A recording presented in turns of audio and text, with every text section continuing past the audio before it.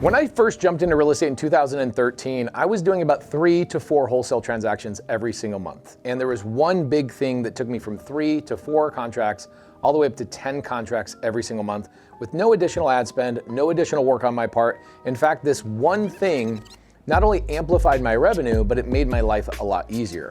And that one thing is a transaction coordinator. Most people have no idea what a transaction coordinator is, and most people that are doing a significant amount of real estate or business buying, all of them have a TC or transaction coordinator. In 2013, what I was doing is I was going out on appointments, spending a significant amount of money on direct mail, mailers, PPC, Facebook ads, etc., to get in the home of homeowners. And so while I'm busy negotiating and working with them, looking at houses, submitting offers, running construction on houses I'm flipping, finding buyers for my wholesale deals, I was too busy to actually run the transaction. And what happens is in every single transaction, when you have a TC, they are communicating with not only the seller once you're done signing the contract, they communicate with the title company, they communicate with also the lender if you're using a lender, they communicate with the private money lender. Ooh, think about that. All the transaction coordinators I know hundreds and hundreds of private money lenders. They know all the lenders that people use. They also communicate with the buyer. So one of the most important people you should know in this industry is a transaction coordinator. Not only to amplify your individual business, but also do you need some of these relationships? A transaction coordinator will change your life. Now, this video that we're going to be putting you through is we're going to be talking about what people are involved in a real estate transaction, who are all these people, and how does a TC amplify each individual one of those people. We're going to talk about what paperwork they are running and what paperwork they're not running. For example, why would a title company do some of the paperwork and the TC do other paperwork, right? We're going to talk about that as well. We're going to be talking about how transaction coordinators make money, and you'll meet the types of people that are doing big things. And I'll break it down very simply. Not the paradigm, but what's the word I'm looking for? Oh, the spectrum of transaction coordinators. Let's just look at it on a scale of 1 to 10. On the scale of 1, you're gonna be looking at TCs that just replaced their income and were able to quit their day job and work from home and take care of their kids. All the way up to level 10, where we have TCs that are making $50, $60, and sometimes even $70,000 a month and turning that into a full-blown empire. You, in this video, are gonna learn all of these things. So stay tuned, watch all the way through, make some comments of what you might want to learn about in another TC video so we can give you a part 2 or a part 3, and enjoy the video. Today, we're gonna be talking about a TC deal, the transaction coordination deal. And what I love about these deals is that so many people are getting into real estate utilizing this method and not feeling like they have to have the daunting pressure of overcoming negotiating with the seller, or learning negotiations, or sales, or follow-up, or all of these really scary things that I think a lot of personality types do not adhere to. I love that Reagan's first deal was a TC deal. Reagan, welcome to the show. Are you in the middle of this TC deal, or did you already close this deal? Actually, both. What I mean by that is at the outset, I was helping the wholesaler who is a SubTo student. It was his first deal. I spoke with him a couple of weeks before he got the first deal after meeting on a community Zoom. And so I was helping him to begin with. But after the deal closed, I reached out to the end buyer, who is also a first-time SubTo student. And now I'm doing his post-close paperwork. Oh my gosh. So this is like a double deal for you. It totally is. Actually, maybe a triple, if not more. I love this so much because nobody's ever taught transaction coordination the way that Molly and I teach it, in the sense of a transaction coordinator should be also part of the team after the deal closes. So some people listening to this right now have no idea what the heck post-close paperwork is. And you just got me all pumped up. I don't know if you could see my energy just lift. I'm now like super excited about this. Tell me about the deal first, because I do want to get to the post-close paperwork. That's super exciting. Tell me about the deal itself. Yeah. So Bob, like I said, it was his first SubTo deal. He had been, actually, I think around a year that he had been, in the program and in SubTo, and he had not found the right deal yet. And he went to, I don't know, high school reunion or something, bumped into a buddy he hadn't seen in forever, maybe over a decade. Turns out he's having a rough time. He's going through a hard breakup and having this housing issue. Lo and behold, Bob can help him out with that housing issue. So next thing you know, I heard from him before I even got the contract. And he said, "Oh, I've already got it assigned to another SubTo student." So then we have Esteban. Esteban's the other SubTo student. And it went, straight that way. So it was super smooth, which was good because it went under contract just before Christmas, right as people were shutting down. So it was nice that it was smooth in that way. And that was pretty much it. It was very smooth once we got the paperwork going. The seller, of course, was exceptionally cooperative because he was friends with the wholesaler. And I started working with an amazing team, both an attorney and a title agent that I will absolutely be working with again. Actually, the day of closing, I heard from the title agent she wanted to take me to lunch, and I'm like, well, that sounds great because they can do VA, they can do FHA, they can do all these things. And she actually emailed me yesterday and said, "Do you take referrals for TC work?" And I'm like, "Absolutely. Yes. Thank you." And by the way, I'm doing gator lending now too. So that's why it's not just a double, it's a triple, quad, whatever you want it to be. I mean, I think the key is really taking whatever deal you have and squeezing as much juice out of it as you can. But, first I met Bob, I met Esteban. Since then, just in getting to know some of the other community members on the Gator side of things, I mean, Tigger was telling me Friday, like you're going to find that you're working with the same people over and over and over again. And she's not kidding because you know what? I met Bob. He's a GC. Esteban is a painter and does other stuff. Guess who came to one of my properties yesterday and did some painting for me? Esteban. Esteban. And while he was there, I was on the phone actually because I had to. You might have seen me moving around during the announcement Zoom. I got a call from Steadily from Tim, who's amazing, utterly amazing. And he was getting his insurance pushed through because there's a little bit of a lag before that. I'm like, dude, we got to get this in place for him. So, I mean, it's like amazing how it all works together that fast, one deal. I mean, wow. What I love about this is you get your first deal from a community member. The deal gets sold to a community member, right? You then tie into a title company that you will get referral on referral on referral for the rest of your life. And this actually, we haven't told the audience this, but this is actually your first TC deal, correct? Yes. Yes. So think about this. Like other people are sitting there going, how do I change my life? And you're just out there, you shook a bush and a bunch of fruit fell out of this bush and you're just busy over here picking up all this fruit, which is amazing. Bob brings the deal to you. He sells it to another SubTo student, Esteban. Esteban ends up buying it and moving into the house is what it sounds like. Not moving in. It's a rental property. Oh, he turned it into a rental. Okay. Do you know how much Bob made on the deal in his assignment? Originally, it was going to be 10,000, but there was an unexpected issue during the inspection, and so he was a good guy and bumped it down to 7 just to help Esteban out. And the cool thing too is that yes, it is going to be a rental property, but Esteban's thinking about possibly making it an MTR at some point, which I have, I don't know, 6 MTRs. So I'm like, dude, I can help you with that. And there you go. Holy moly. This is like multiple ways that you can make money on this deal. You got paid by Bob. You're going to get multiple referrals from the title company. By the way, where is this deal located? Rockford, Illinois. Rockford, Illinois. Oh my gosh. Which is probably why you've become friends with Tigger because she lives in Illinois as well. Absolutely. Actually, she's coming to a meetup that I'm hosting in a couple of weeks. So that's another story for another day, but very cool. And it's a little far for her. So it's a vacation rental property that I have. So she's going to stay there that night. And hopefully we'll get a lot of folks from around the Midwest. How cool is it? Like I'm sitting here listening to you, basically accumulating some of the best friends of your life. Amazing. Yes, actually. And I can't wait till Squat Up Summit because then I can meet them face to face that I haven't met in person yet. And I already got my room and I'm like, okay, who's going to fill the other bed? Because I remember you saying like, share a room with somebody. You guys will hang out. You'll talk all night, do whatever. And I'm like, I'm down for that, very excited about it. My gosh, this is like the best. I could just keep going on. And I think what will happen is I'll probably follow up with you we'll do an episode number 2 at some point in the future. And the episode number 2 should be all about how Reagan has used one title company to get 15 or 25 TC clients, get 20 or 30 Gator deals, and then you're going to get referral. You're going to build your entire business almost in TC just based on referral and your magnetic personality. This is going to be awesome.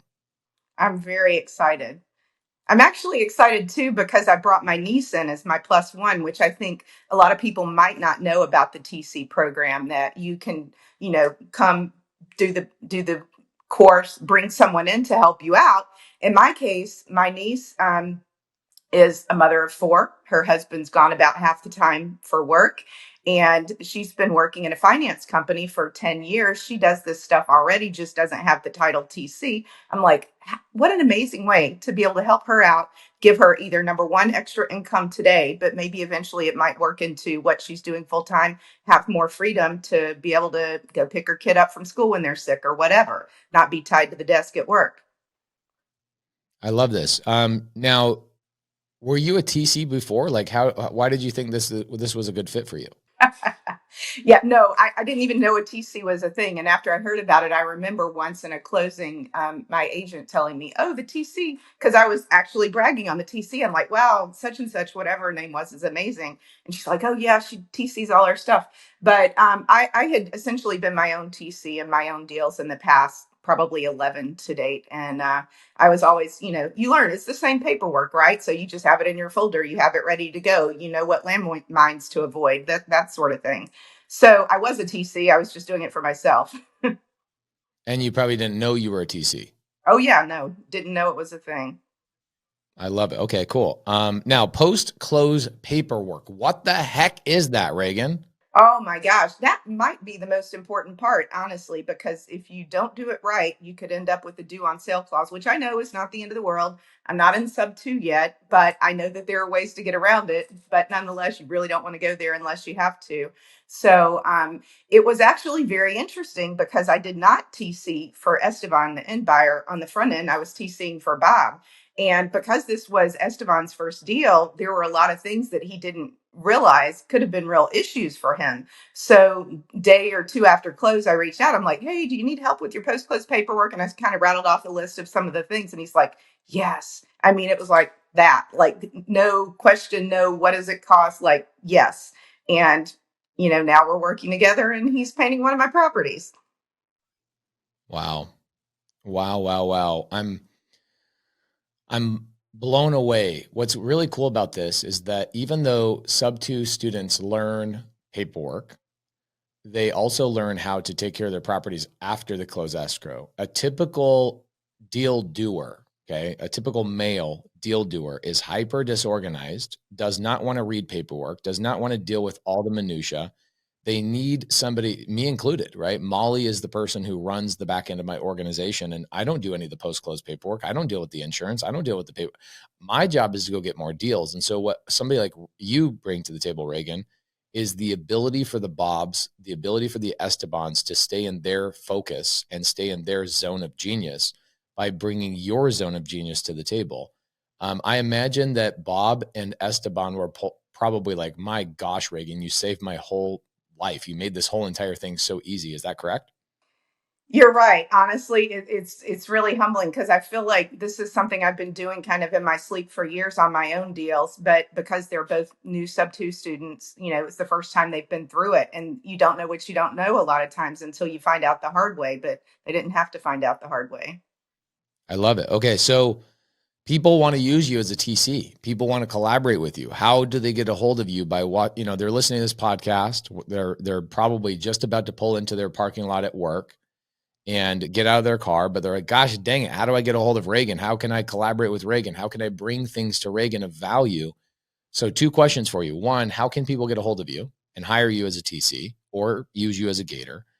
So how do they get a hold of you? 2, what can they bring to you of value? Oh, wow. Great questions. Well, to get a hold of me on Instagram, my handle is Reagan Sonnabend. I'm pretty much consistent with that across social channels. My email is reagan@turnkeytc.net. What they could bring to me is SubTo deals, actually, because I'm definitely always looking for the next deal. Nothing too crazy, one or two a year, and I'm a buyer too, so I like to be involved in all sides of deals, and I'm certain that more will come my way as I'm doing this because I've already seen a lot of things come across my desk, and it's pretty cool. It's amazing what you've put together. It's unbelievable. I wake up in the morning and I look at this dream that I had, and you are living my dream. It's like watching, because I could never do what you do. I don't have the personality or the brain to do what you do. And so I needed Reagan Sonnabend to be in our community to help out other community members, because I knew there were going to be a Bob and an Esteban and all these people going, okay, yeah, Pace taught all this stuff. I have all the information, but I just don't want to do it. I need somebody smarter than me on these things. And here comes Reagan, comes in and is this missing piece that amplifies all these other people and becomes a light in all of their lives. And I just am so proud of you. I'm so impressed by what you did on this deal. And I think a lot of people are going to be reaching out to you. So Instagram is at Reagan Sonnabend, and then Reagan at turnkeytc.net. Is that correct? Yes. Because some women just don't want to be entrepreneurs. They just want to do enough so that they can feel somewhat useful in their relationship or as a person, and then I call it, there's 5 stages to a woman. Sorry. This is in business. This is like, I want to take over the world, right? I'm on level 5. Then there's women that are like, I'm just kind of like, I'm sniffing the business. I want to just see if this is even a business I want to be in. So they're like 16 to 21-year-old girls. And they'll come work on our TC platform. I have a girl named Hannah. She worked at Red Robin. She's like, I don't like Red Robin. I'm like, I wouldn't either. I mean, I like Red Robin. I'll eat there. But she makes $4,000 a month. We got her, she's a full-time notary, so she travels around with me in Arizona. She's like, where are you today? I need you to sign 3 things. But she's also a TC, so she's on our payroll full-time. She may or may not ever be in this business. She might find something else that she likes. She might be an agent. She might be a gator herself, right? Then there's the supplemental, right? There's the women that are like, if I could just make, let's say $5,000 to $7,000 a month on the side, I could change my husband's life. Because my husband, what's most people's husbands doing? Working 6 days a week. They're barely keeping up with inflation. They're stressed out. And the wife is like, I know that my job is the most important. I'm the foundation of the home, and I'm here to support you and push you out there to go do more, but I also feel really bad. How could I bring money home that doesn't require my full-time attention? And so you get the supplemental, and then you get the full-timers, right? The full-timers that are like, how do I make $12,000 to $15,000 a month by running my own business, right? And then there, obviously you get that, but you get a ton of this. I'd probably say 40% of my entire demographic is that. In the women's, a lot of supplemental. I get probably 10% here. You know what they do? They don't even work for themselves. These girls will come into the TC training. You know what they do? They go and work underneath a team of full-timers. So interesting to watch how this works. You create a space for them and they start working with each other. And she goes, I don't want to go find my own deals. I don't want to worry about the liability. I want to turn my phone off at a certain time. Hanging out with my boyfriend and traveling is the most important thing for me. And then the full-timers are like, I want to go from full-timer to enterprise, right? I want to have a team, and then I want to have 2 people underneath me that are also badasses, and they have a team, and we end up having 15 people, and we're doing 80 transactions a month. And so these full-timers are looking for the girls that are sniffing around, that have taken the training. They don't have to train entirely. And I probably say that another 40% of my demographic is here, and then another 10 is between here and here. You get about 1%. I mean, this is the 1%ers of everything. Like, I want to take over the world.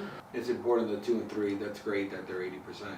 Yeah, it's a lot. It's great for a lending platform here. Yeah. You got the ecosystem and like this was my favorite. This was the hardest thing for me to create. No offense to women, but women are really hard to corral. What it was, I was like, okay, a bunch of women, I have 8 sisters, so I watched this my whole life. You put these women in one place, and they're fighting like, oh my gosh, I'm like, so we had to get involved multiple times, and now I figured that out. That was great. And that was a fun situation. But this was the most important thing for me because so many people are out there going and getting deals, They don't want to learn the ins and outs. What's the difference between title and deed? What's the difference between title, insurance, and escrow officer? I don't know. People say title and escrow, and is that the same thing? No, it's not. And I got to explain this stuff. I'm like, dude, don't learn any of that crap. Just go get a deal. They're like, well, when do I need to learn it? Well, technically you don't. You should just hire a TC. And so that's what we do. I just tell my whole community, all these 8,000 people or whatever it is up here, all of these, I currently have, in SubTo, I have 11,000. And in Gator, I currently have 7,000. And TC, I have 400, but this just literally launched 30 days ago. And now those 400, did you get them from the community? Like the wives, the girlfriends, the sisters? Or... What I actually did, Sophia, is I trained them on Saturdays for free. So what I would do is I'd have Molly and Allison and Heidi and other people on my team that do my transactions. Every Saturday in SubTo and every Saturday in Gator, I would train their wives for a year how to go out and help out with the paperwork. So now you start seeing women helping their husbands. People are like, we're having more sex than we've ever had before. We're making so much more money. And I'm like, okay, now it's time to launch a dedicated community that focuses the training on that. So now they have weekly training for how long? Their whole life. They pay one fee and they get in for whole life. Why? Because I'm trying to build a badass ecosystem where people can do a lot of deals. And we are leading the entire real estate industry. Everybody's like, how are you doing what you're doing? I'm like, because I'm actually helping people. How you doing, Jennifer? Hello, I'm doing great. Thanks for having me. Thank you for coming. I appreciate it. I'm super excited about this conversation. I was able to meet you.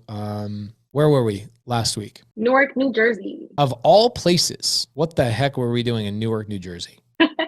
That was a SubTo meetup. So when you did the SubTo meetup, it wasn't that far from us. And me and my husband, every time you were doing meetups, we're like, oh, we want to go, but it's so far. So luckily you did this one close to us. We were so excited. It was really cool. And I'm so glad that I got to meet you guys. You highlighted something for me. And one thing that I just want to highlight to everybody that's on here tonight, 600 SubTo community members. Guys, are you so grateful to be in this community or what? Please give me a yes.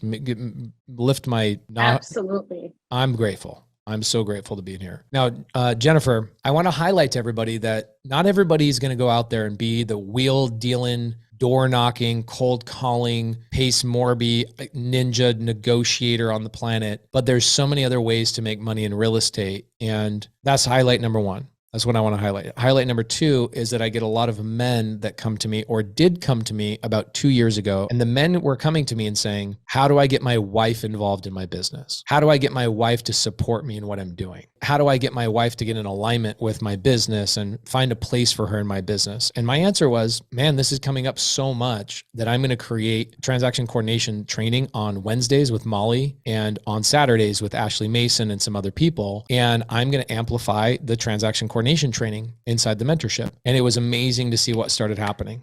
So many transaction coordinators were sprouting up from this, and so many people were getting so much value from this training. I want to highlight that. It's just crazy how much value Molly and all the TCs bring to the table. And the third thing I want to bring to the table is that you can not only make money not doing these things, like all the things that people talk about, cold calling and also can support your spouse, whether it's a part-time income, a full-time income, or three, you can also turn this into a full-fledged business that's making more money than a doctor makes. And so I want to highlight tonight with you, Jennifer, and just say thank you for coming in and spending the time with me. Thank you. Thank you for that. So yeah, I think you explained it pretty well. In the beginning, prior to us joining SubTo, we were actually following you on YouTube. And my husband was like, we need to join SubTo. I was like, Pace already gives a lot of free stuff on YouTube. Like, could we really learn more? Absolutely. Absolutely. Because the moment I joined SubTo, I learned what a TC was through the Avatar series.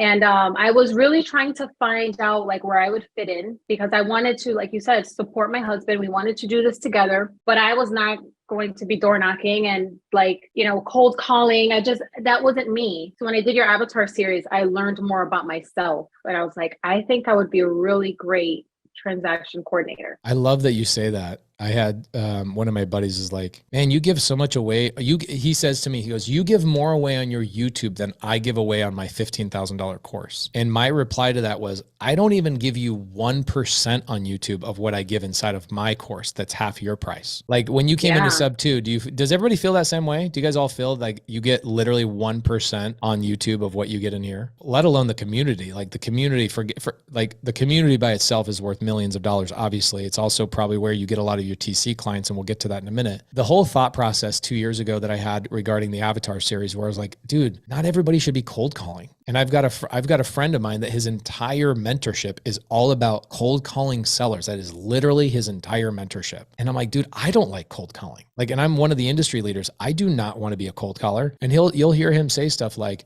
if you don't cold call yourself and you don't learn how to cold call yourself, you're never going to be successful in this business, because how are you going to hire somebody else to do cold calling? I'm like, really? Like, that's what we're teaching the industry right now, is to not hire and delegate to the people that are better than us.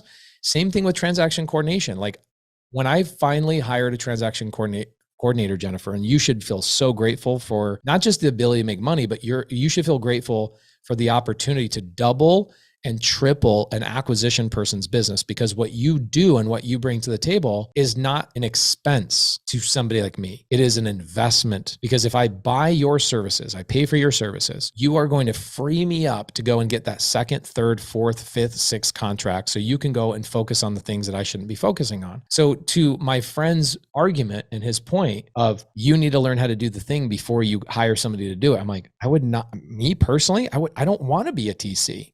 I want to knock doors. I want to go out there and do the things and negotiate. And thank goodness for transaction coordinators. And when I started dissecting all these personality types, I really started thinking of the Jennifers of the world, of like, what about the women who are like nurturing and caring, and they bring in a lot of ways way more to the table? Holy crap, there's an entire pathway to them making $200,000, $300,000, $400,000, $500,000 a year in just being a transaction coordinator. So the fact that you realize that through the TC, like avatar stuff, like, melts my heart. Thank you so much.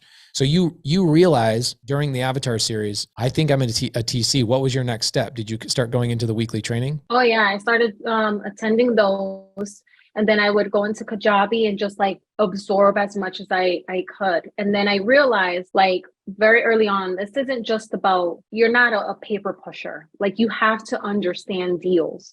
So I started to like be a sponge and literally absorb everything that you were saying. And literally I still have a poster in my room of like what like different deals mean. How do they break down? Like, you have to be like an investor too. Like, you have to understand everything. Yeah. And I think it amplifies your ability to serve your client, right? Yeah. Definitely. I get a lot of phone calls, especially with new investors. Or they're like, hey, I have this deal, but I think it's a hybrid and it's really a SubTo. So it's like, it's our opportunity to like educate them and like guide them and help them. And you just build like this beautiful relationship where they're coming back to you again and again because they trust you. You know what you're talking about. I'm having a moment right now of like, look what we've all created, right? Within 3 years, look how cool this is. We've got 600 people hanging out with us right now, watching Jennifer, who just joined SubTo back in what, January? January this year. You joined January this year because you watched me on YouTube. And your thought was, oh, this guy gives everything away on YouTube. Little did you know, I try and give away a lot on YouTube, but it's really for entertainment, not education, unfortunately. YouTube won't allow me to get anybody to watch my stuff if it was educational. It's like people want to be entertained there. You come in, you're thinking, okay, I'm going to learn creative finance. You go through the TC stuff because you're obviously studious and you study, and you run into the TC thing and you're like, oh my gosh, this is a pathway for me. And now, not only are you making money being a TC, but you're turning around and helping newer students that are like, I think this is a hybrid deal. And you're like, no, actually it's a SubTo deal. And here's why. You did that within a matter of like 4 months. That's freaking awesome. So when did you start taking your first client? My first client was my husband. He was my first client because, so my husband was putting in offers and, he was locking them up. Great. And I'm like, what's going on with the deal? And he's like, I don't know. They're taking care of it. I'm like, who? And he's like, they'll just let me know what's going on. Like he hates like paperwork or like getting into the weed of things. I was like, wait a minute. I need to get involved. So I'm like, I've been learning all this stuff. Let me run it. I'm like, let me be the TC for it. So I did. And I was like, oh my God, this is amazing. So everything I had learned, I started to get my hands into it with my husband because we're also business partners and investors. My gosh. It's so cool when a vision that you have like 2-3 years ago starts coming to fruition and you see all this stuff. And it's like, you give enough time for the transaction coordination training to like take root and then to sprout people up. And then for these amazing women to jump on and go, my husband is the warrior out there, like attacking the deals. I need to be here making sure that the deals are actually getting taken care of. And you jump in, you know that this is the exact story of me and my wife. My wife did not want me to get into real estate investing. Okay. My wife was like, you're a contractor, right? Limited mindset, guys. My wife, you guys look at my wife right now and you're like, oh, she has a billionaire's mindset. Guys, we've gone through all the same mindset upgrades as you have. My wife did not want me to get into real estate investing. She actually looked at real estate as her domain. She was like, I'm the real estate agent, you're the contractor. And this is that dynamic. And what she didn't say these things, but this was the attitude I was getting. Okay. And I go, I'm doing it. Like, first off, I'm a grown ass man. Don't tell me what to do. Right. And that's my relationship with my wife. Some of you guys like that and some of you guys don't. Right. Whatever. I'm not here to tell you that's the right way or not. And I move forward. I start doing a bunch of deals. And my wife is like, who's handling all these transactions? Just literally like you, Jennifer. And I'm like, somebody, the escrow officer, the title company. She's like, no, they are not. I can tell you right now, they are not handling these transactions. When you started helping your husband, what did you discover? Did you discover he was hyper organized and everything was happening smoothly? He's listening here, so I don't. Just tell him. It's okay. We can take a kick in the face. Oh my God. That deal like got postponed. Like when closing was supposed to happen, it got pushed and pushed and pushed. And I was like, oh my God. I'm like, this probably wouldn't have gotten done. I'm like, you were relying on everyone, but no one was pushing anyone along, you know? So he's like, that's all you. That's all you. I don't want to deal with any paperwork, following up. That's all you. And that really helped me learn so much because like you say, go in there and F it up. I was like, hey, it's our own deals. If I F it up, oh, well, Pace told me to do so. And you probably did F a lot of stuff up, right? But you learned through the process. I definitely learned throughout the process, but definitely had to like create folders and I really realized the importance of a TC. Like if you want your deal to get to the finish line, you need a transaction coordinator on your team because just got to think about it. You have attorneys, title companies, you're not their only client and they're going to get paid one way or another.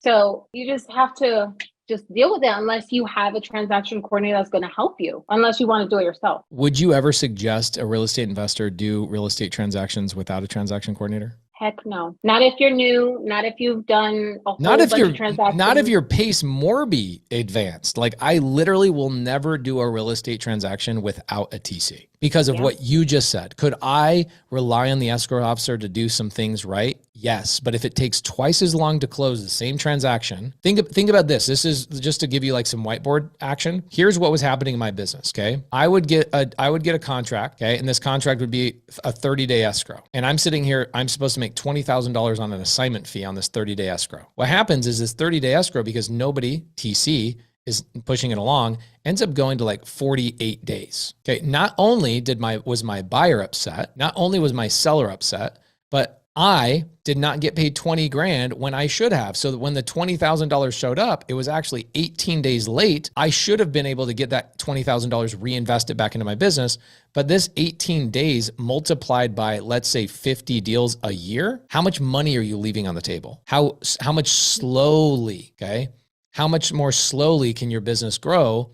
Right there, that was my proof. Is like when my wife came in and she's like, what's your average escrow time? I was like, I don't know. I know my average amount of appointments I go on to how many contracts I get because that's my job. But when she asked me, well, how many days does it take for you to close a 30-day escrow? I'm like, 30 days. She's like, there's no way if you don't have a TC, you're closing in 30 days. And she jumped in my business and that's what we found out. We found out that my average 30-day contract, right, with the seller was taking 48 days to close. And when my wife came in and she started being my TC, my average 30-day contract was taking 27 days to close. So she was actually getting us to close faster. So think about that. It's an extra 21 days with that 20 grand. Think about the compound effect of how much money you make, how much more money you make, how much much faster I can hire people, how much faster I can redeploy into marketing, how much faster I can go and reinvest in my business. And I was sitting there thinking, first off, I didn't even know what a TC was. That's the truth. I didn't know. So I know you're newer to this, which is one of the reasons why I'm interviewing you, because I could interview Ashley Mason. I could interview, 100 other girls in the SubTo community that are all learning from Molly and all learning from, each other in this community, but you're newer. So this is really fresh and it's fun to have this conversation. Do you know how much you've impacted your husband? Even if it's not a mathematical impact, do you know how fast and how much better his life has been? Has he told you? Have you seen it? Have you felt the impact of your presence in his business? Definitely, because he can focus on more deals. So now he's actually locking them up much faster than when he was in the beginning. So in the beginning, he was doing one, and then a month later, he would probably do another one. And now he's locking them up so quick. I'm like, all right, you got to slow down. You're keeping me way too busy. I have my other clients too, but you're like, hold on a second. I might even need to hire another TC assistant. Is that where you're at right now? Oh my God. So I have 4 other transaction coordinators under me, and I'm like, I need to hire a manager to assist with. This is done. You did this in 4 months? 4 months. And you're getting, I imagine you're getting the majority of your clientele from the community. Is that correct? Absolutely. Those are all my clients, SubTo students. I get some non-SubTo students, but the majority, a good 90%, 95% of them are SubTo students. How much money did you guys generate last month? Last month, 21,000. And then I ran my report this month combined with last month, we're at $50,000. Are you freaking, I'm about to drop the F-bomb. Are you effing kidding me right now? Absolutely not. And to me, that's honestly the most money I've ever made in my life. In my life, I was working my W-2 and not even making close to that. So it's definitely doable. Definitely. I had seen a video that you made. You were talking about transaction coordinator, and you said, I think if I remember correctly, you said, if you want to be lazy, you can make $10,000 a month. Or I think you said if you wanted to bust your ass, you can make $10,000 a month as a transaction coordinator. And when I heard that, I was like, and it's true. Absolutely I could literally cry about this. I don't want to get emotional, but think about how freaking amazing that is. The money's amazing, but the fact that somebody could go from 0 to that in 4 months, not even knowing what a TC was 4 freaking months ago. Yeah. Relying on our community, obviously you put in the freaking work. You're a sweetheart. You're a nurturer. You have you have a networking ability. Obviously there's skills that you are using that you have. I get that. Not everybody could be put in your situation and get the same exact result, but wow. How much has that impacted your marriage with your husband? Are you guys making out more often, or what's up? My lips are sealed. Bro, my lips are sealed. Your husband's in here, right? He better be spilling the beans. We need to hear about this. He's laughing in the other room, cracking up. Is he really? Yeah, he is. Bro, I'm money does solve some problems. You know what I'm saying? And first off, Jennifer, you had a job back in January, right? Yeah, I did. And I literally, Pace, I kid you not, I was multitasking, right? I knew I wanted to leave my job, and TC was taken off. I was getting busy. I would literally have my dual monitors and my laptop doing TC work and watching some trainings that were going on at work. And I kept telling my husband, I'm going to leave my W-2. I'm going to leave it. I'm going to have to, because I'm extremely busy at that time. Now I'm even more busy. And I literally went like this on the Zoom call. Boop. I hung up and I emailed my manager. I said, I'm out. I'm done. I'm sorry. I've never, ever left a job like that in my life, but it was the best feeling ever. Wow. Let me tell you how. Are you joking you have me? changed You're just my like, life. I'm out. You No. just were like, I'm freaking, you didn't even do your notice. You were just like, I'm out, bye, delete, see ya, deuces. Is that what the SubTo logo actually stands for? Is peace, I quit? SubTo sign. Yes. Wow. See you later. Exactly. And why? What did you just have the confidence of I've learned how to be a TC. I know how to generate money. I feel like I now have a higher calling. I have confidence to take this leap, and I'm just effing out. That confidence was there. I was like, I'm ready. I'm just going to do it. And it was the best decision I've ever made. Best decision. I told Molly the other day, Molly's creating the top tier TC course, and she's going to create a community of women that really help each other out. And I told her, I was like, you should have Jennifer help out with like a Zoom every 2 weeks for Spanish speaking and teaching people. Like we're redrafting a lot of our contracts into Spanish. And I know you speak Spanish, right? Definitely. Yes, I do. Would you That be would be willing to help awesome. out a lot of the women with the Spanish speaking TC stuff? Definitely. Sign me up. Sign me up. $55,000. How much did I pay you to come on the Zoom with me right now? 0. 0. So what's the plan? The plan is to continue to build the team, get it maybe I think it sounds like the plan is probably to get a manager of your team so you can spend more time finding more deals, or what are your thoughts? Yeah, so I want to provide more services. I want my business to be a one-stop shop, where we can identify early on, like if you need lending, we will also, hook you up with a lender. And things like that. But, I have to get my team up and running so that I can focus on those things and just keep expanding. I want TC to be more than just transaction coordinator. I want to provide more services. Damn, woman. You're way cooler than your husband. Wow. Yeah. Who's proud of this woman?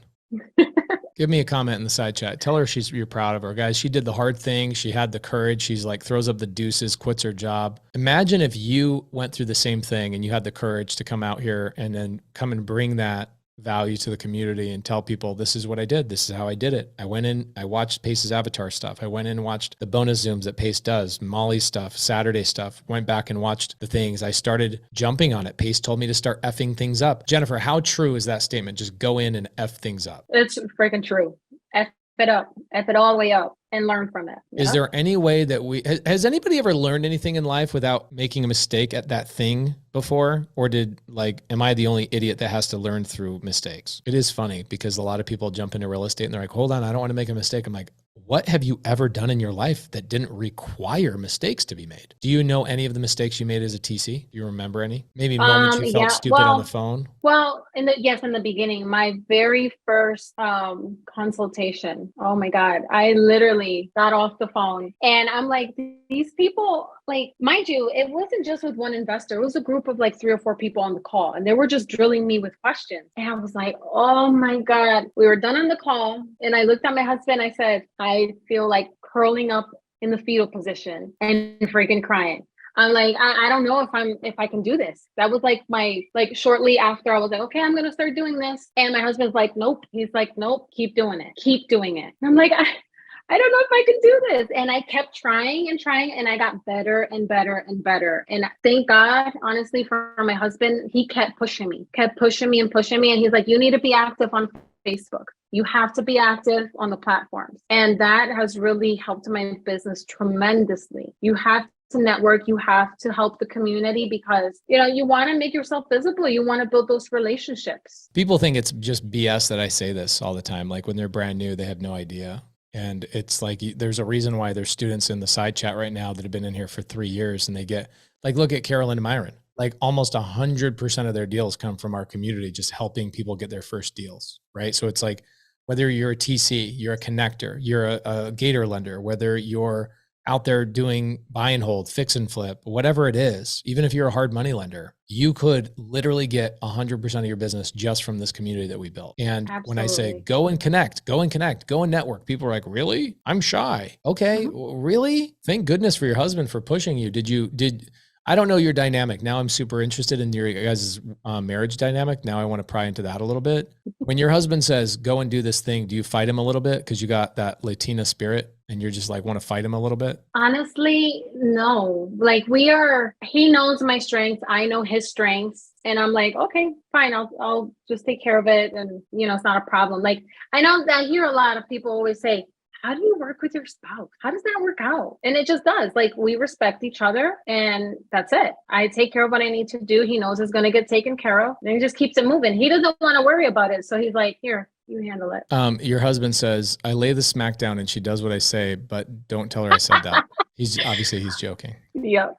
Definitely. Wow. I mean, we could do a whole entire Zoom just on the dynamic of a really healthy relationship. And so it's obvious that you guys have worked on that. This doesn't happen the first day you're married. It doesn't happen the first year you're married. You guys have obviously figured this out and you've had some ups and downs to figure each other out. Is that correct? Yeah, definitely. This isn't our first business together. Like, we've had other businesses. We tried the trucking business, which I also built up from the ground up, managed it, and he handled the drivers. And we had, other things. So it just comes natural to us to just work together and let each other do their thing. As I wrap up and all of that, I mean, obviously you have your contact information on the screen for everybody in the community to reach out to if they need a TC. I'm definitely going to make sure that we have other women learn from you inside of the TC community, Spanish speaking, et cetera. What are some words of encouragement for the women out there that might be looking at this opportunity and saying, this isn't for me, but it might actually be? It honestly takes patience, persistence, and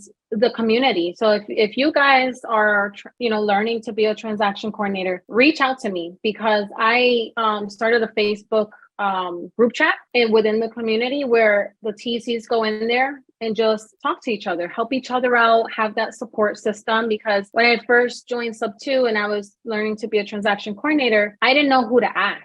If I had a question, I felt stuck. And I'm like, okay, I wish that the transaction coordinators would be all in one place where we can ask questions and have that support. So if anyone, has questions, just reach out to me, and I'm always willing to help. This is one of the reasons why I told Molly, I said, I think the transaction coordination thing is such a big opportunity for people. I think what we need to do is have reconfigure the way that we deliver fulfillment on it. And so what we're planning on doing is having a daily transaction coordination Zoom available to transaction coordinators that's like an open office, so that instead of you going, well, I don't know who to ask, there will be an open Zoom that's going on basically just about every day other than Saturday and Sunday, so that you're in your business, you're like, I need help. And you can jump into a Zoom and everybody's in the side chat, or everybody's watching Molly work, or everybody's watching Allison work, or Hannah work, or Shelly work, or people on my team work. So Jennifer, amazing. I'm blown away. It's like when you have this vision of, I'm going to do all these things and all these people are going to get all these value from it, all this value, and marriages are going to be impacted, and husbands are going to have their wives in their business, and things are going to be great. And I feel like this mad scientist that nobody believes in. I just had this moment of like, the vision I had years ago is boom, came true. I'm so proud of you.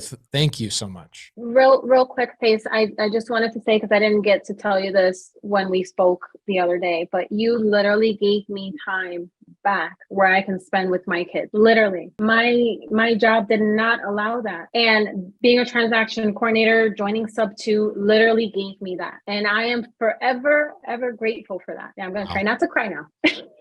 I was at this event this last week, and it's like I have this world that I really enjoy being with the community in person. Like going, and last year I did 71 meetups in person. This year I was like, I'm going to cut down my travel by like a 10x margin. I'm only going to go to like 10 speaking events. I've already done 50 meetups this year, and I'm only halfway through the year. I'm traveling more than I did last year. And I was on like this bender for the last 3 weeks. I've only slept in my own bed for 4 nights out of 13 days. And I'm pouring myself into the community. I find myself in hallways at 1 o'clock in the morning. And the meetup that we had in New Jersey, right? Like I stayed at that meetup until 1 o'clock in the morning. I met every single person. And I'm laying in my bed that 2 nights after I met you, Jennifer, I was laying in my bed in the Newark Marriott Hotel. And my wife is sending pictures of her and my babies laying in our bed. And I'm sitting here in a bed in a hotel Marriott. And I'm like, what am I doing? It's hard to balance everything. And so I haven't figured out, how do I provide value to the community in every aspect I want to, in terms of,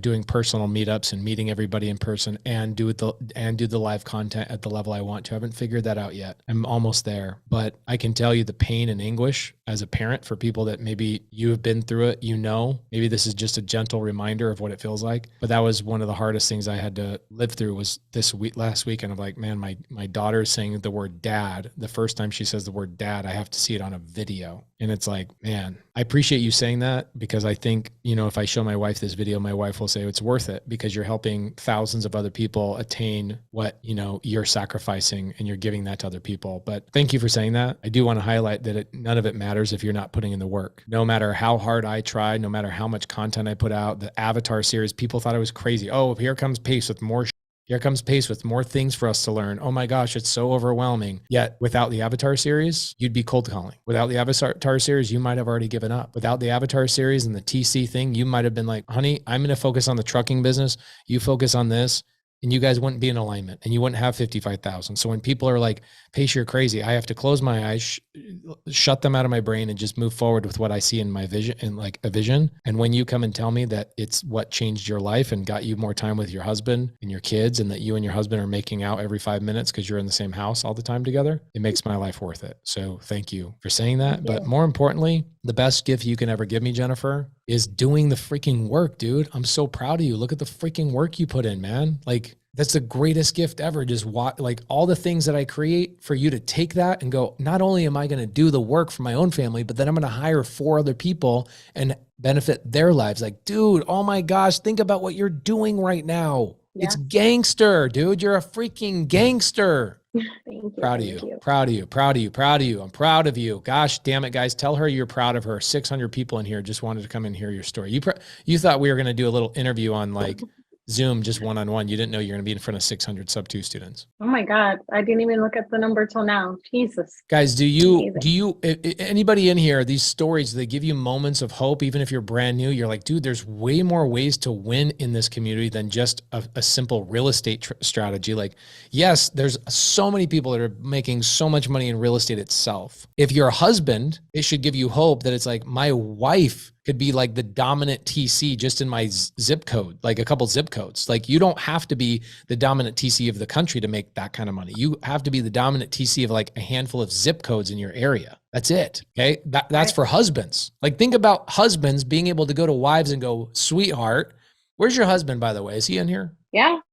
He's probably in the kitchen. Irving, yo, what up, dog? How you doing? What up, Pace? Bro, my main question I want to ask is just a husband, you know, when you decide, hey, I want to get into this real estate thing, and you don't know that you have a path for your wife to take down that's like her own path and what she brings to the table, that you absolutely, she's not even doing you it's not like you're doing her a favor. Like, okay, let me get you involved in this real estate thing I'm doing. Like, let me find a spot for you.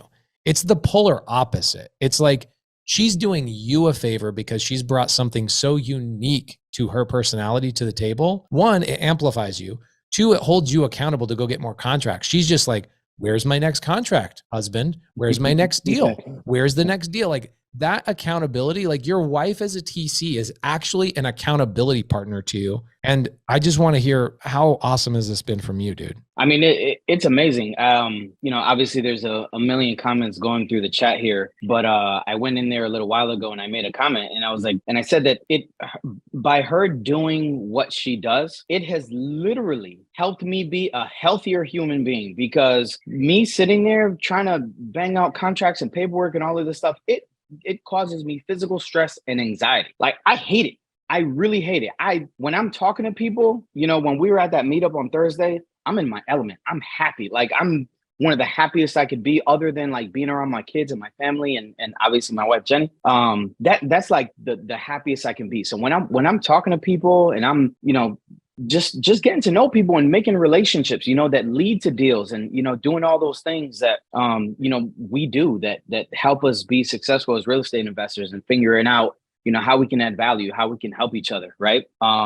That's the stuff that I love to do, you know? And so me sitting there at a computer, you know, trying to bang out paperwork, the only thing that goes through my mind is the whole time is, I'm wasting so much freaking time right now. Like, I can't even believe that I've been sitting here for an hour and a half doing this thing that I hate. I could have probably spoken to maybe 2-3 people by now. I could have done this. I could have done that. I could have raised some capital. It's literally, it's a cheat code. It's like creative finance for, you know, for a wholesaler or for a real estate agent. Yeah, it's interesting. You know, I think a lot of problems is the TC, like, they don't know, number one, a lot of people don't know TCs exist, right? And they don't realize that it's been something in the industry for 100+ years. But they go, well, what does a TC do? Just paperwork? It's like, bro, they alleviate everything that Irving just said. Like, they alleviate all the pain, the stress, the anxiety that, like, the warrior, or like me and you are warriors. Our job is to go out into the field and attack the beasts. We enjoy being out there with a broadsword. If you asked us to swing a sword, we're like, yes, that's my element. I'm a warrior. But if you ask me to like shoot a bow and arrow with precision, that's not my job. I'm a freaking warrior. Put me out in the field. I'll take down anything in front of me. And that's the same thing with you. But if you're asking me to be the mage or the whatever, like, it's not going to happen. it's physically impossible for me to sit down and read a contract. I want to be in front of a seller negotiating. I want to be in front of a private money lender raising capital. I want to be in front of a broker building a relationship. I want to be at a meetup. And dude, you and I are like spirit animals. We're the exact same way, right? Mm-hmm. Absolutely. 100%. So when a TC says, well, what do I bring to the table? Is that almost laughable? Yeah, I mean, to me, it's borderline ridiculous. I mean, and it's, it's one of those things where when you understand a certain thing, right, and somebody else has no idea, right, they ask you a question and you kind of almost got to check yourself and be like, okay, well, let me not try to come off as arrogant. Let me try to take a step back, because at some point in my life, I had no idea what that was either, and I had no idea how that could help me or the people around me. Let me take a second and tell you how amazingly ridiculous this is. And they're like, oh my God, people do that? It's one of the first questions that people ask me oftentimes when I tell them, oh, my wife is a TC, she can handle your deals. Oh, is she an attorney? Like, no, she's probably smarter than an attorney. Better than an attorney. Yeah, because most of your attorneys don't even understand creative finance. So yeah, fire your attorney, hire Jenny. Yeah, there you go. Man, dude. Jenny, will you echo if I unmute you or no? Let's see. No, we're in different rooms. Oh, you are in different rooms. Jenny, what's up? What's up? Thank you, dude. Thank you for coming in here and pouring love back into the community. And I freaking appreciate you guys so much. I'm so proud of you guys. This is awesome. Thank you. And thank you for this community too. Really awesome. Oh my gosh. You've made my entire week perfect. Thank you. Thank you. Thank you. Thank you. Thank you. Guys, give it up for Jennifer and Irving, her husband. And we're working on putting some Puerto Rico stuff together. I talked to Jerry Norton today about the text message we were having back and forth with the Cortez family, and excited about amplifying some stuff in Puerto Rico, because I think that the creative finance, although it's incredibly popular and successful in the main states, Puerto Rico, I think, is like 3 times more possibilities, because there is no banking there. You have to do seller finance in Puerto Rico in order to get a deal done. You have to do seller finance. It's like it's almost 100% of transactions over a certain dollar amount have some element of seller finance involved in them. So, or you have to buy them at such a great discount. Wholesaling is even amplified there too. So super proud of you guys. Keep me up to date. Please text me, Jennifer. I'm going to get you and Molly together so we can get you to start working on some Spanish stuff with her and start creating some more value for the TCs. Molly is officially launching the TC segment of the community. That is, she's only accepting 100 people, I think, the first 30 days. She's launching, I think, on July 15th. She'll be ready for it. Jennifer, Irving, thank you guys. I appreciate you so much. Isn't it crazy? Like the Gator strategy, I created this strategy. It did not exist beforehand. No. Like people were doing it, but nobody knew anybody was doing it. And then I kind of perfected it and put paperwork together. And that's what I want to talk about. Okay. You have not been doing your paperwork properly. Yeah. And then of course you realize, like, we give the Gator paperwork inside of Gator. So you're like, oh my gosh, I'm in SubTo and I got all the creative finance documents. I have all the things right. You have a transaction coordinator that does all that stuff for you. Right. And you've been doing Gator wrestling incorrectly. Yeah. It's verbal. I just tell. Is that a good way to be a Gator lender? No. So you joined Gator so that you could get access to the documents and the paperwork. And the great thing about that is that your TC can now come in and do the training on Gator, and they can go through and learn the paperwork and do all that kind of stuff. Yes. Basically, if you're lending verbally, how high is the percentage that you're going to end up losing money by doing that? Very high. And you're just trusting people. Right. No, but I'm trusting that they will do the deal and that they'll come in on the money that they make. Oh, bro, I wouldn't give my grandma money and trust her. You know what I'm saying? Right. Do you guys have anybody in your life you would just like emphatically trust without paperwork? Anybody in here? You're doing it the wrong way. This is truly, guys, I hang out with a lot of people. I wouldn't give my mom or even my wife money without documenting it. I really wouldn't. I would make sure that I am documenting. I have a lien against the property, whatever I absolutely have to do. Always go through title. And so what's happening is I'm seeing this more and more and more, especially in the fix and flip world. I'm seeing a lot of people lend verbally to each other, not document anything the right way. The Gator documents, how much do you guys think the Gator documents have cost from our attorney, Sean St. Clair? The ones that you guys all have access to. The first run was $7,000. Okay. And then we upgraded them to SubTo 2.0, or I'm sorry, Gator 2.0. And then we went back and added some addendums and cleaned up some little things that we learned and upgraded the documents. We spent $18,000 on those documents, yet you're going out of your way to avoid them. Well, it's It's more of a what's my Is it lazy? that is yeah, I'm lazy. I'm lazy. That's also part of it. But I've been doing a lot of wholesale deals, so it's just not in my radar. But you have a TC. I do, yeah. So all you have to do is have your TC go and take all the paperwork training to make sure that now every time a deal is done, what you should be doing is you should be, because your TC is now on staff, right? Yeah. She's on salary. Not a lot of people are on salary or have salary, but like you'll make $2,000 every couple of weeks on one deal here, one deal there, whatever, like part-time, not even trying. Easily. And you could just have your TC go take the training for the paperwork. And then what you do in the future is you go, hey, Gator, and the person that's borrowing the money, here's my TC. She's going to wrap our JV agreement up together and then the money can flow. Yeah. That's probably the right way to do it, right? Yeah. And that, I don't think that would take a lot more time too. Well, you're not that should be the way. Yeah, that should be the way. Have you been watching The Mandalorian when they say this is the way? No. Okay. This is the way. This is the way. Okay. This is the way. Yeah. I haven't been burned enough yet. That's the thing. Juana says, once you make all this money, besides EMD aside, where do you put your money to grow passively? Never crypto, never CDs, never stocks, commercial property. No, I would say real estate, because real estate's the only thing you can control, right? I own the asset. I now can raise rents over time, but I have a fixed debt that keeps me making that money. And then I see no point in investing in anything else. Personally, I see everybody's like, I bought these stocks. Great. If you want to like live your life based on how other men make decisions in their business, have fun with that. I'm a full real estate guy. That's it. Like until you can show me a long-term proof that anything's better than real estate, you show me long-term proof that anything's better than real estate, I will give you money and you prove me wrong. It's real estate or nothing. Yeah. Crypto, what a freaking joke. Yeah. Okay. So Gabriel Barrios, I love that you said you got here late. Gabriel, guys, have we done the training in Gator of where to find Gator opportunities? Have we done the training 3 times? So I'm not going to cover that today. Okay. I'm not going to cover where to find these opportunities, but I'm going to go over this again with Kevin. Where does Kevin find these opportunities?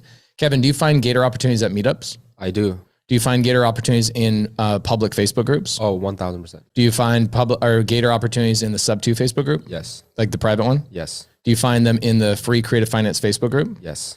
Are you being an idiot and posting in the Facebook group and saying, hey, I'm a Gator lender? Or are you just reaching out to people you look at their post and then you reach out to them and go, hey, I can help you out? Yeah, I specifically go out to that person. I send them a message. So you're not spamming? I'm not spamming. And I think even if you post it, you won't get a lot of traction.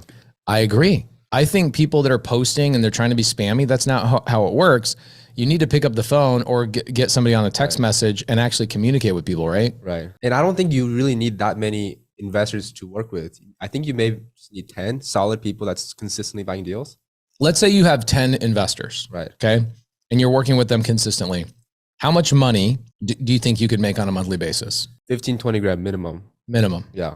Just with 10? Yes. Is there any shortage of people doing deals out there? No. Like, do you feel like, oh my gosh, there's not enough deals and there's not enough going around? Or do you feel like you're overwhelmed with opportunity? I'll be overwhelmed if I really push this hard. It's because this has been just more of a side gig for me for the last 2 months, and I just kind of accidentally made money.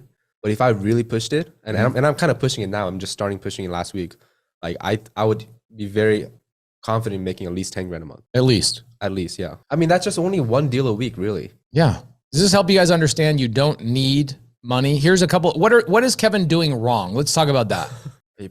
Paperwork. And you're trusting people verbally. Right. Never do a Gator deal, never do a SubTo deal, never do a real estate deal. Money should never pass other people's hands. And bro, you should never introduce 2 people together unless it's a documented transaction. Yeah. Because I can tell you something. If expectations are that, oh, I don't care if you guys go make money, you're going to go make money. And if you do, cut me in. That expectation is going to set you up for them cutting you out. Right. That's human nature. That doesn't mean if they're good people or bad people. That is 100% of people. Right. Okay. But if you go, hey guys, I'm going to introduce you to somebody. Hey guy, other person, I'm going to introduce you to somebody. When I introduce you, I want you to know that this relationship came from my hard work and my perseverance. So I want to make sure that I'm getting tied into all of these relationships. Right. Because what's going to happen is I make one relationship introduction, and I might be involved in the first one, but they might go and do their other deals, and I'm not involved in it. Yeah.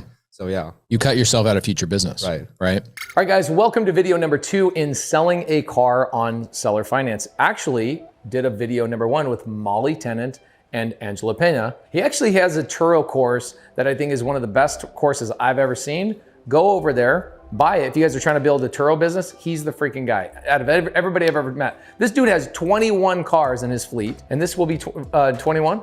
Yes, this will be 21. Okay, cool. So why am I selling it? Well, we've outgrown the vehicle. So I am a motivated seller, right? I'm a motivated seller. I go, look, man, I could sell this car right now. I went to Kelley Blue Book. Kelley Blue Book says that this vehicle right now, kbb.com, says that this Tesla is worth $56,000 private party, okay? $56,000. So I go, okay, I'm gonna give somebody terms, which means I could probably bump up my price a little bit as long as I'm willing to give them really low payment or even 0% seller finance on a certain portion of it. Because if I sold this on the open market, I probably would get like 50 grand, okay? Now, I owe on a car loan, I owe $35,000. Angelo is actually gonna take over the payments for this car payment, and I'm going to sell this vehicle to Angelo for $60,000. But what is cool about this is that Angelo is gonna come in with $5,000 down payment. He's going to take over the $35,000 loan that I have already set up. So he's buying that subject to, except it's not.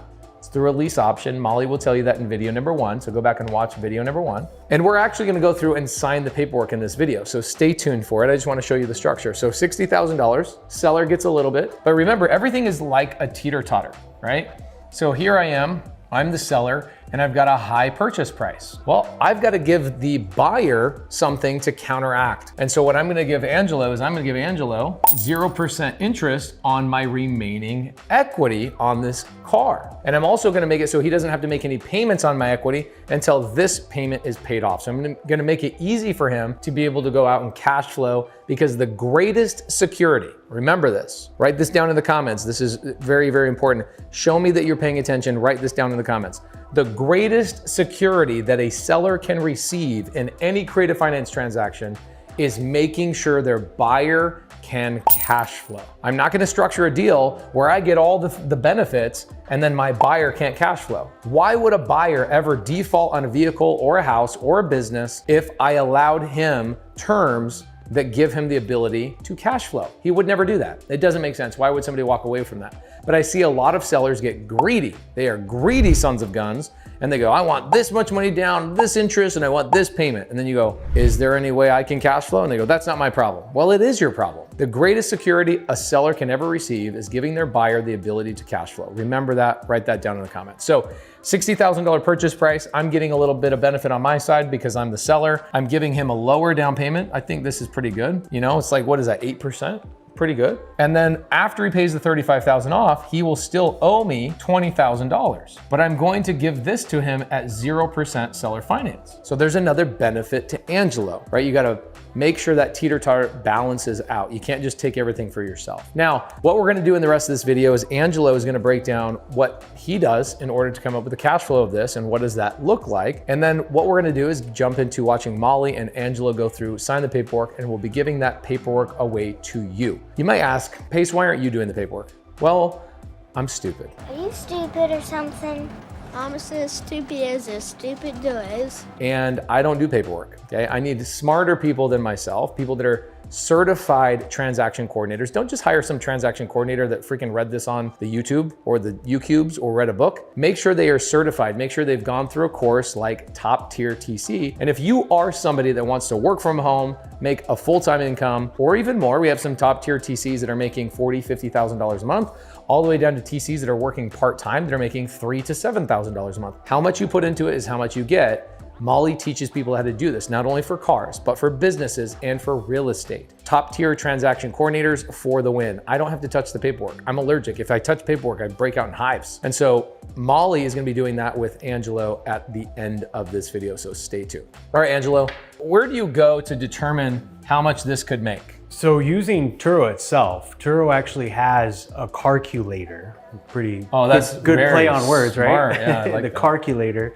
So the calculator, literally you plug in the make and model of the vehicle you have and it gives you a estimate on what you can expect on a return on your investment. Okay, so this payment that you're taking over is roughly $1,000 and I think like $10, somewhere around there. How much do you think you can make on this Turo, kind of on an average, if you just even it out for the year? What do you think is the amount of money you can make? I believe per month. This will generate around $2,000 a month. Okay, $2,000 a month. Got it. So this will bring in $2,000. That's including high season, low season, dead season, Average everything. throughout the year. Okay, cool. So $2,000 a month. You got a $1,000 payment. What do you think your net will be after that? You'll be somewhere around $500. A little bit more. Car wash, insurance, occasional maintenance, not too much on the Tesla. So I would say at least $700 a month. Okay, $700 a month. Perfect. So you'll make $700 a month on this car, which is great. So your initial investment of $5,000 that you're putting into this car, you will get that back. It sounds like about 8 months. You'll get your initial investment back, and everything after that is just going to be cash flow, which is pretty awesome. I mean, if you think about the cash on cash return for this, your cash on cash return compared to, Abraham's here hanging out with us and he's talking about how much he loves real estate. But the reality is, this is pretty phenomenal cash on cash return. Well, you don't even know. It's better than you even think. His cash on cash return is infinitely because I'm his PML? PMP. Oh, you brought the $5,000 to the table. Yeah. Guys, Abraham Gray, what's great, this is kind of a love triangle going on right now. Abraham and I are partners on roughly 30 properties. We do a lot of lending together. Abraham is one of the greatest leaders our collective community has. He's unbelievable, does a lot of real estate transactions, tons of lending. You guys are SubTo community members. Go into Deal or No Deal. Abraham and I will buy real estate with you. Abraham's the best. He's like the bank of Abraham. Why don't you have a bank, bro? The bank of Abraham. I have a bank. Is it called Flip Flop Bank? Exactly. Man, he knows my bank. I've never seen Abraham wear anything but flip flops. So down in the comments, write flippy flops. So you are infinite cash on cash return. And so what's your guys' nature of your structure? Are you gonna get your $5,000 back before you guys start splitting cash flow? What are you guys gonna do?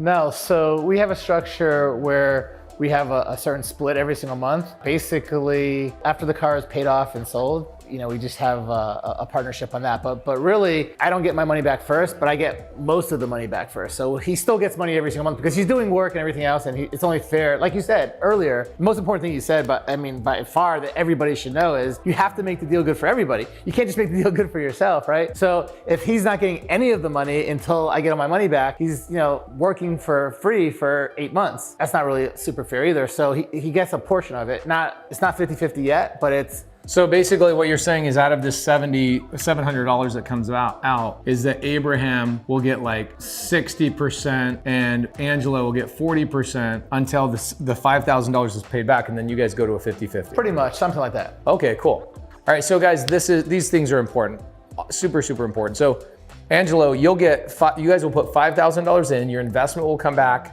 really quickly. Your cash on cash return yearly, because it is infinite. It's infinite because he didn't put $1 in. So every dollar he receives is for not putting any money in. He's not getting a credit check.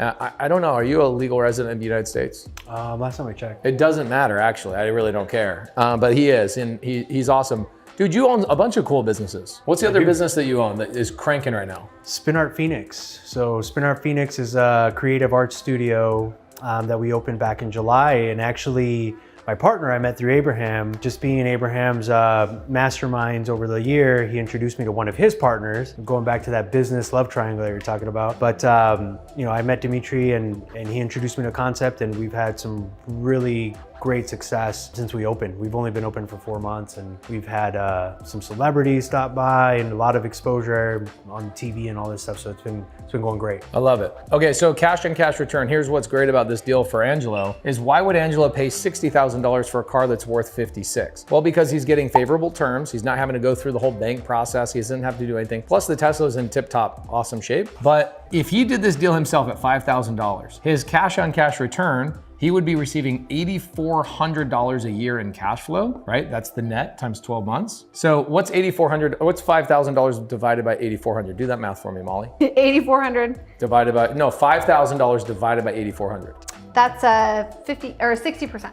Okay, so it's a 60% cash on cash return for this deal. So this is awesome. And the best part about this is that he's also paying down the debt. So at some point, car will be paid off. He'll continue to cash flow. He might even sell it at some point, roll that money into another vehicle. And That's how business is done. So this is a 60% cash on cash return for year one. What happens after year one? It's infinite. Exactly. It's already paid back. Yeah. Exactly. So like it's only 60%, which is unbelievable for year one. Yeah. After that, you're paid back. Yeah. Yeah, which is amazing. So it's a really, really good deal.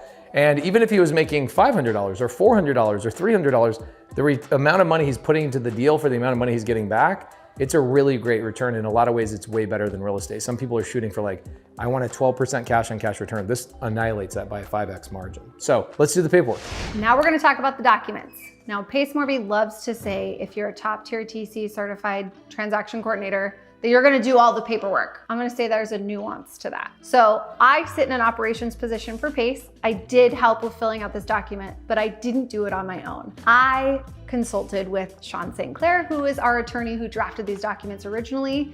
Sometimes these terms are gonna be a little bit tricky. So if you're a seller or if you're somebody looking to do these documents, can a top tier TC help you? Absolutely they can. But what they may say to you is, maybe we should consult with Sean, or maybe we should consult with somebody who is maybe your attorney to make sure the terms look correct for this specific deal. For example, I'm gonna give you a really close example here of why you need to use an attorney or somebody that's in your best interest if you have complicated terms. This is a hybrid deal. We talked about breaking down the deal. We have an underlying loan and we have a seller carry portion to this. So there's equity there. When you do these docs originally, where they're originally written, it really only references an underlying loan. So I needed to get a little bit creative with adding that section to that. So I reached out to Sean St. Clair and I said, hey, I have your original docs. I filled all the information out, but I don't know if this is exactly correct. Can you edit it for me? He's probably gonna charge us a few $100s. Maybe he spent an hour on it. It was well worth it, because what he told me when he got done is that because Angelo is buying in an LLC, because he's using it for business, he doesn't have any personal guarantee against this. And so we want to protect Pace's interest. We want to protect everybody involved, and we want to get a personal guarantee on top of that. And you want to make sure it's appropriate for the state that the car resides in. So it's something I wouldn't have known unless I consulted with Sean St. Clair. So a top tier TC can help you, but just remember, they may also consult with other outside individuals to make sure it's protected on all parties. So the first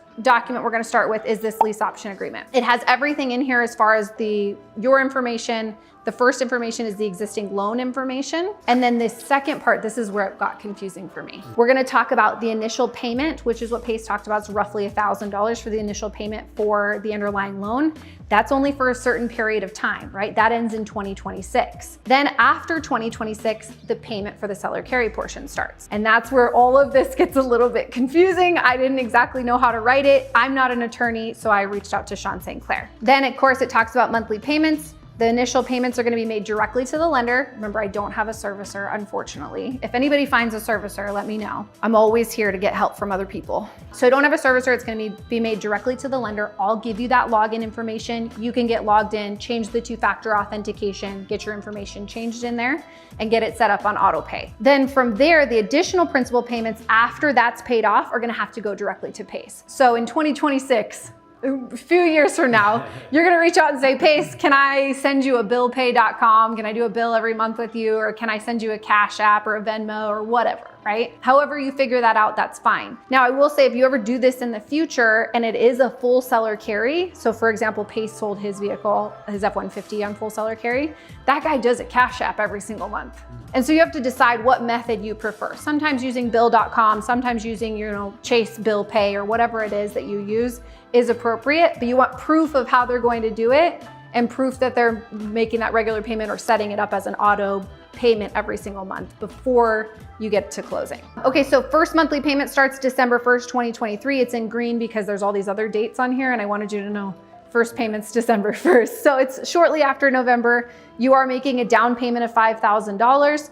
So next payment won't be until December 1st and you'll have everything updated and you'll be ready to do that then. The option purchase price is the balance of the loan, so the underlying loan, plus the $19,701 in equity that Pace has.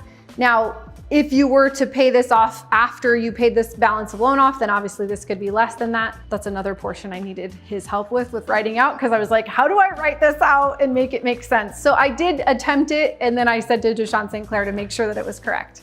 This portion I wrote in so it talks specifically about insurance. So we want to make sure the insurance you provide does have gap insurance. Now, one thing I want to tell you is that when you call to get gap insurance, they may ask for some additional documents. If we need to do additional documents like a mechanic's lien or something like that, or a promissory note, whatever they need, we're gonna have to ask them. Then we'll prepare that after this. I don't know what they're gonna want. We will figure it out. But I reached out to Pace's wealth advisor and he said, all of these are the stipulations for liability insurance. He wants $250,000 per person, $500,000 per occurrence, and $100,000 per occurrence for property. That's pretty general, I feel like. I think Pace has some pretty beefed up stuff with his own vehicles, but I think this is pretty usual for your insurance. Okay. All of these, there's, like I said, there's definitely a lot of disclosures in here, so you can read through those additional disclosures. There's one that specifically talks about GPS. Now this is a Tesla, so I think it's pretty easy to figure out where these vehicles are. So we'd probably figure that out pretty quickly. And then there's all these documents talking about the authorizations. We'll talk about those next. That's gonna be your authorizations regarding the insurance and the lender and the insurance proceeds authorization. It does say permitted mileage. If you wanted to change that, like say if you ever sold a vehicle and you only wanted them to drive it a certain amount of miles, then you could limit how many miles that was in here. And I know typical leases will limit the amount of miles you can drive a vehicle until you have to actually purchase it. You could do the same thing within this. So remember you guys, these are completely customizable, right? These are gonna be word form documents that you get. Use these as templates to then go talk to the professionals, whether it's your attorney, whether it's Sean St. Clair, which is Pace's attorney. Use this as a template, bring it to them and say, this is what I'm trying to do. How do I do this the right way for this state? These are all just additional disclosures. And then of course you'll sign, Pace is the lessor, you're the lessee.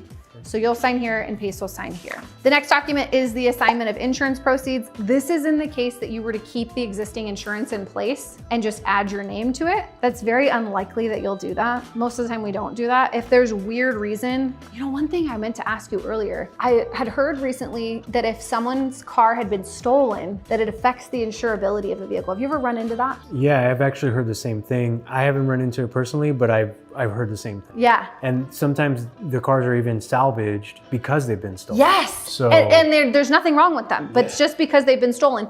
So that's something I've recently heard. And so that Carfax would tell you whether the vehicle had been stolen, because I think sometimes even a seller wouldn't realize that the car is no longer insurable or it's considered a salvage title. And so you couldn't do something like Turo with a salvage title vehicle. So very, very interesting stuff that we hear. And of course, I know there's gonna be a lot of top tier TC trained certified TCs that are gonna come back to me and say, hey, I have a client and they ran into this weird scenario. So we're always evolving. We're always amping up these documents. These will get changed over time. If you guys ever run into a scenario, reach out to me, reach out to Pace, reach out to Angelo, and we can figure it out with you guys. The next one is the authorization to release information. This again would only be if you were taking over the existing insurance, or if you need to cancel this insurance, you're gonna use the power of attorney that's in here along with this authorization to release information. Important thing to note here is that how Pace owns the vehicle, like it's registered, and how it's insured actually shows up different. So it's insured under him and Laura's name, but it is owned under his company. And so obviously his company is owned by him, and I'm sure that's why it's okay for it to do that, or there's probably an additional interest that is the actual LLC. But when you're collecting this information up front to do these documents, you wanna make sure you see the actual insurance policy and you see how it's written so these documents can be drafted just the way it's written on their existing insurance policy. That's why we bounce back and forth between Moving Forward Ventures and their names personally. Then we have the authorization to release information. This is with the lender. So this talks about the loan, it talks about the EIN number, it talks about the make and model of the vehicle, and then of course it's releasing that authorization to you individually. Some of these you'll see I write your name and your LLC's name because you're gonna be the individual representing your LLC. Some of these I just write your name because it won't matter. This is that durable limited power of attorney. This is a general power of attorney. It was prepared by an Arizona attorney, Sean St. Clair, but on top of that, we're going to get the state-specific power of attorney, which is the last document here. So that's the state-specific one that Pace will sign over to you. This state-specific power of attorney is going to be your most important document because this would be if you were to move out of state and you had a different power of attorney for that other state, that's how you'd be able to go there and register this vehicle in this original name. right? Okay, now the last one is the notice of change of address. This is only going to be if you were in that scenario where you didn't have a login for the dashboard of the actual loan. If you didn't have a login, then you would have to send this into whoever the original lender is and say, hey, I now have authorization. I need you to change this address and I need you to be able to talk to me. So you'd send the authorization, you'd send the power of attorney, and you would send this notice of change of address. They would then verify with their borrower that this was in fact true. And of course, PACE would say, yeah, it's true. I did it, right? And then they would change all that information over. In the case of this deal, you'll be able to change it all over in the login, and I'll give you that before we close. Okay, so that's it. That's all of the documents that you'll be signing with Hannah today. Sweet. Okay. What are we doing next? Welcome to the Get Creative podcast. You've probably been Googling, how can I make money from home? How do I quit my job? How can I go and travel around the world and live in Montana for 30 days without worrying about some boss breathing down my neck? Well, today we're going to be answering those questions for you with my guest, Ella Ray. We call her all day Ella Ray. Ella Ray, good to see you. Same, Pace. Thanks for having me. Guys, by the end of the show, I want you to guess whether she's an introvert or an extrovert. And I want you to make that in the comments. Just guess. I want to see. She says she's one, but I think she's the other. So I want to hear your guys' guess. By the way, we have a live audience. Let's give it up for the live audience. All right, cool. So how can I make money from home? How do I quit my job? How can I go and make significant money? Because I think a lot of people are like, well, I'll Uber, Lyft, I'll Lyft, I'll do Uber Eats, I'll do all sorts of things late at night so I can make some hustle money. So I can, right, Instacart, all that kind of stuff. And it's interesting because that's not significant money, but it's a lot of significant amount of time that people put into that business. Meanwhile, you have the ability, I think you're doing 20 to 40 transactions in real estate every single month. We'll get into your business and your origin, and you're making probably between $40,000 to $60,000 a month in revenue. Is that correct? That's correct. And you've got a goal of making $100,000 a month in revenue. That's correct. Okay, but you didn't start this way. So let's get into that origin. What is your business and how do you make money? I'm a transaction coordinator. I only specialize in creative finance transactions, and I do this full time now. So I started about a year and a half ago, and I've been. That's insane. Yeah. Like, can guys give it up for this girl? Are you kidding me? Are you serious? Yeah. You've only been in the community for a year and a half? No, I've been in SubTo since August of 2022. Okay, so you're a little over 2 years. And then when we launched Top Tier Transaction Coordinators, you got a little bit interested in that. Is that what happened? No, so actually I was already doing some TC work before Top Tier came out. But there came credibility with Top Tier. So I said, well, let me do this as well. And let me get the yellow badge and, start putting myself out there as Top Tier.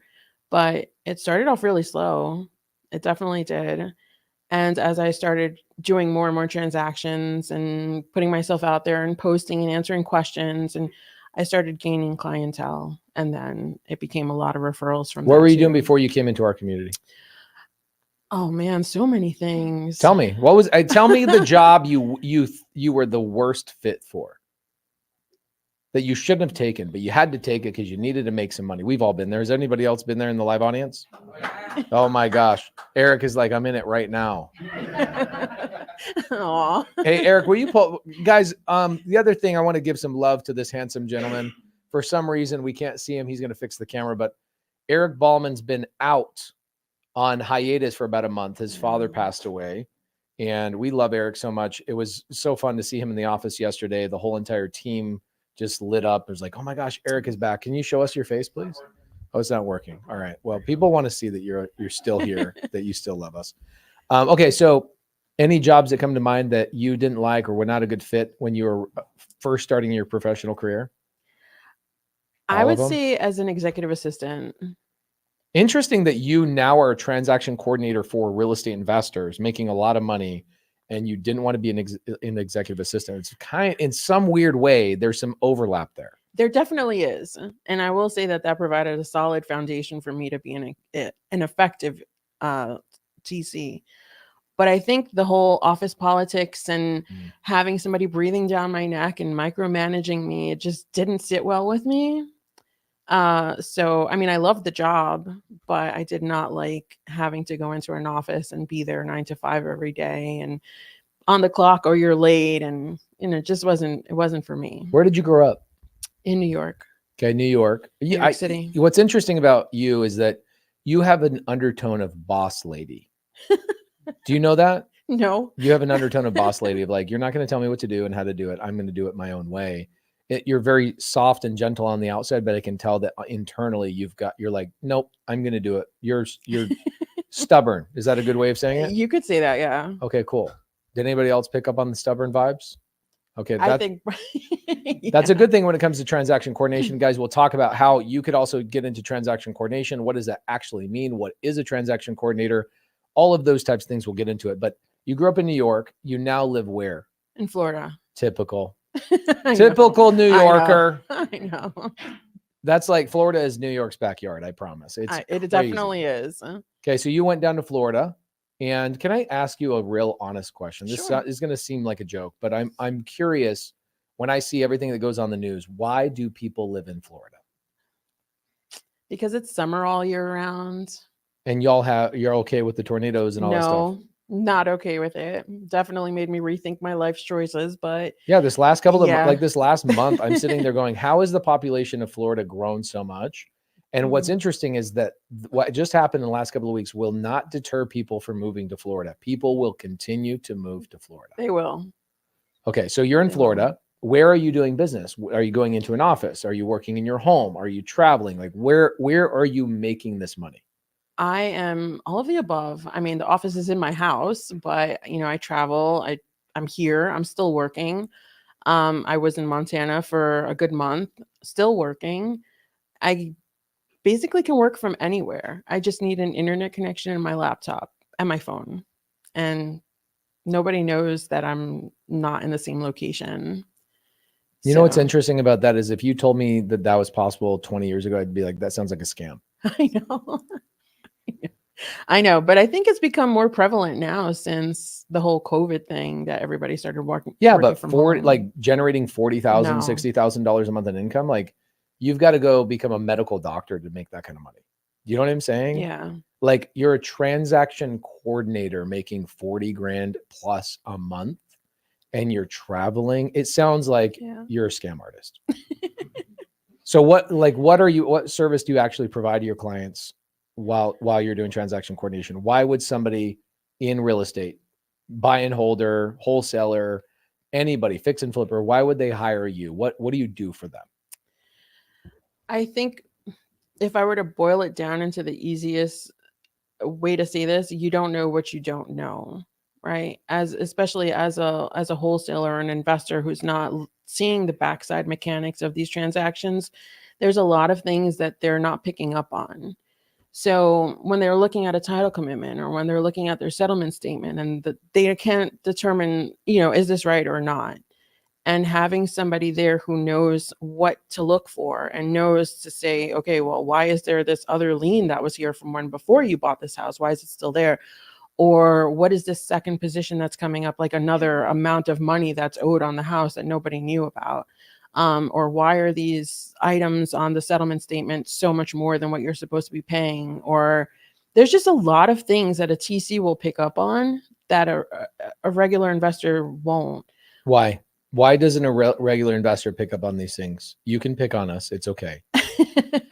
Well, number one, you guys are super busy, right? You're always just like going from one deal to the next and trying to get your next deal in the pipeline. But I think also because they're not really dealing well with paperwork. Like I just send them stuff and they just sign it and they don't know what they're signing and they don't bother to read it. I literally did that this morning.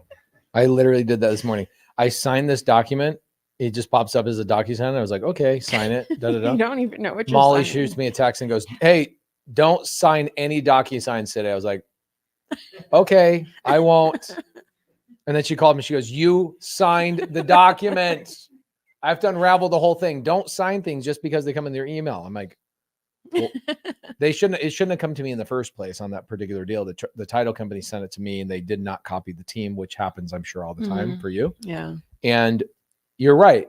And I want to point this out for people in the audience. If you're a wholesaler, you are a fix and flipper, you're somebody out there doing deal after deal after deal.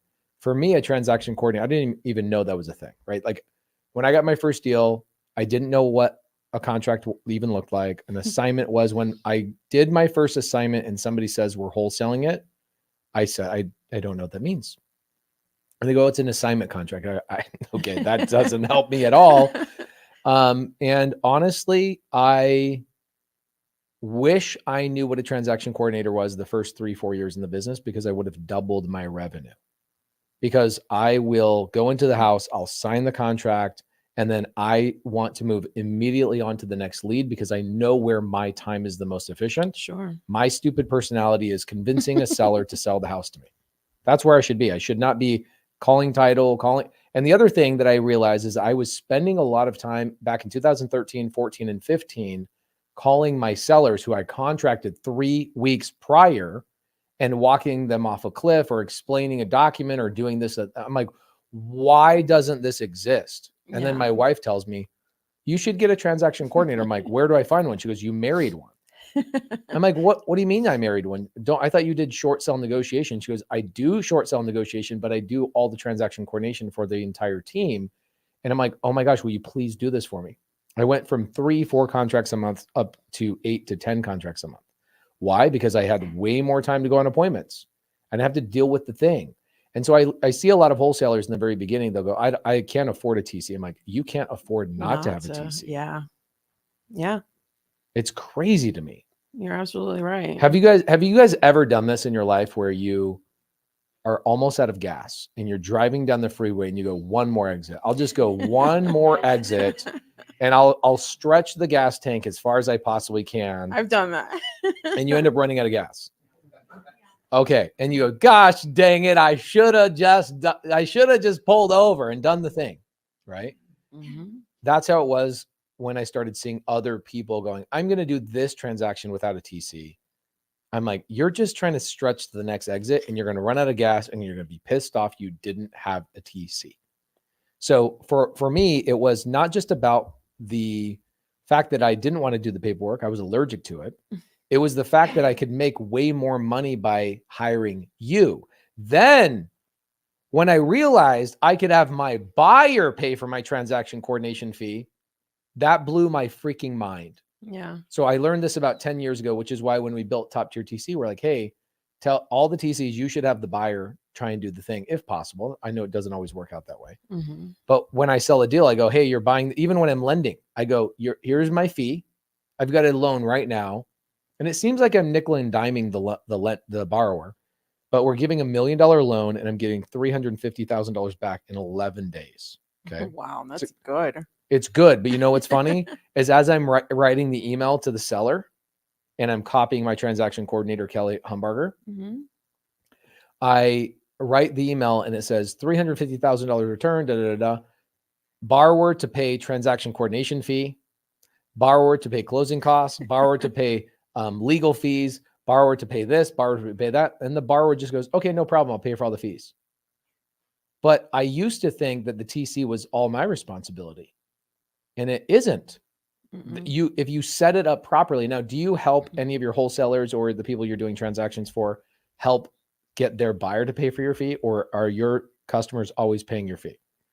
No, they actually tell them, if you're going to get this deal, you have to pay my TC. So good. Yeah. So really, like when you hire a TC and you can show people, like, let's say somebody wants to hire you, first and foremost, how can somebody hire you? They can reach out to me on Facebook or Instagram. The only people that go and reach out to each other on Facebook are people with Android. So people that want, is there an email? Yes, of course there is. What's the email? It's very long. Tell us. alldayLRA@gmail.com. What is it? It should be, and I should probably make it that. What is it? What's the email? We'll pop it up in the description down below too. It's Elaine with 2 L's at breezebayholdings.com. Okay, Elaine at breezebayholdings.com. That's actually not that long. Eric, will you type that in the side chat for people? Elaine, ELLAINE. Yes. At breezebayholdings.com. Correct. Okay, put it in the side chat because sadly, visionaries, the people who need to hire you, don't know how to spell breeze. Okay, they're not great at grammar and all that kind of stuff. What are some things that you've helped a wholesaler or one of your clients prevent themselves from getting into a bad deal or something bad happened or a title report popped up? Give me a good story. I have to say that it definitely happens when there's silent seconds on these houses that the sellers are not being forthcoming about. Let's say maybe they had some kind of forbearance or some kind of like down payment assistance and they didn't disclose that. And now it increases the purchase price because that ultimately does have to get paid. Right. Things like open permits is a huge thing too. Had something. You pull those things up too? The title company pulls it up. Yeah. An open permit. Yeah. Okay. Like from the building department. Right now I have one that I'm doing with Jerry that has code Jerry Norton. Yeah. That has code violations on it. So we had to contact, like, it's not just TC, right? It's everything that's involved in getting the deal to the closing table. Yeah, it's a lot. The word transaction coordinator is the industry standard. I look at it, I'm like, you're the transaction operator. Like you're operating the deal. You are the mother of the transaction. You're talking to the seller. You're talking to the title company. You're talking to the private money lender. Like everybody. You're talking to everybody. And I here's the advantage. Like obviously you're married, correct? No. You have a wedding ring on your finger. That's just a ring. Okay, man. Is this to thwart off people that are coming after you and saying, hey? No, not really. Okay, so you're operating on your own. Cool. Love it. What's great about this business, okay, for people that are out there going, man, I want my spouse to get into the business. Here's what's cool about what you do as a TC. And this is where my wife, when she was my transaction coordinator, she wanted to retire when we had Corbin. She's like, please fire me. Please fire me, hire somebody else. And then we all got Molly, which is great. Molly came from my wife and I, basically her asking me to fire her. So what was great is that as my wife started doing my transaction coordination work, she had already done transaction coordination work for other investors in town. And so when I would run into a deal and I didn't have a buyer for it, my wife would go, hey, I know somebody who would buy this. Is another person I did a transaction for. And I go, you want to call them and see if they can, they'll buy the deal? And my wife started helping me out with Dispo. Then my wife, one time I needed some private money. I needed 30 grand. This is when I was just barely starting out. I didn't really know how to raise money. I didn't have private money connections and I didn't know where to find private money. So my first private money lender came from my transaction coordinator, my wife. We had a deal we were closing. I needed 30 grand, 10 grand to the seller, 10 grand to the agent, 10 grand for closing costs and a little bit of, whatever startup cost on the deal. And I said, man, I need 30 grand. It's about 11 years ago. And my wife's like, oh, I know somebody will give you 30 grand. I'm like, how do you know? I'm like, well, how the freak do you know? We know all the people. You know all the people. Know all the people. You are the central hub of the entire transaction. And so when people are like, oh, I don't need a TC, I'm like, you are cutting off your nose to spite your face. If you hire a badass TC, you are now plugged into buyers. You're plugged into private money lenders. You're plugged into the right title company, insurance companies. You know who all the big players are actually using. Yeah. Correct? Actually had that happen to me yesterday. I have a client that has a deal under contract. He had a buyer. The buyer backed out. And I had told him previously, I said, hey, do you need a buyer for that? Because I have somebody who's in Ocala and she's been asking me for properties. So he's like, no, I already have somebody. When it fell through, he called me back and he's like, can you see if she still wants this property? And I told her about it. She's living there now. She's living in Ocala. She went to see the house. She loved it. We got it under contract. We got it assigned. And now we're all going to JV on the deal. And you're making a little bit of extra money? Yeah. Amazing. Okay, now. And I also wholesale them too. And I TC them and I get a fee on top of that. What kind of personality type should be focusing on becoming a TC, do you think? Me? Do you think I'd be a good TC? No, definitely not. Who in here thinks that'd be a good TC? Okay, interesting. Yeah, I could see that. Nobody in this room. Okay, so it requires a specific personality. What would you say are some characteristics you have that Pace Morby doesn't have? I think you're more of the type of person who wants to just do things and deal with the repercussions later, right? So why you got to call me out like that? I would say that for me, I'm more proactive than reactive. And I try to see 10 steps ahead. It's like playing a game of chess, right? And you have to know how all the pieces are ultimately going to fit together. And if you can foresee something being a problem later on, trying to address that head on first before it becomes a problem. So somebody who has foresight, definitely. And someone who knows how to keep the ball, like I'm always volleying the ball out of my court and into somebody else's because I want to know that we're going to keep the transaction moving. So definitely somebody who can just make all the pieces work together and deal with a lot of different personalities, because that's something that's very huge, especially when you're dealing with disgruntled sellers who are getting divorced and don't want to talk to one another. And you're like, but we need to close. Yeah. Have you had a seller that's in prison yet? I have. Yes, those are the best ones. I have, and that was really sad. That was really like trying sad. trying to get a signature from a seller who's in prison actively, and you're trying to close the deal. Yeah, and his wife was pregnant and she was about to be homeless. Oh my God. Had nowhere to go. She was waiting on this sale. And then she found out that even though she wasn't married when she bought the property, the fact that she was married now, he had to sign. And they were like, oh, it'll be 2 weeks before we can get him his mail and all this other stuff. So we had to coordinate with his attorney on his court date to get him to sign the docs. The title wasn't ready. It was a mess. But ultimately we got it done.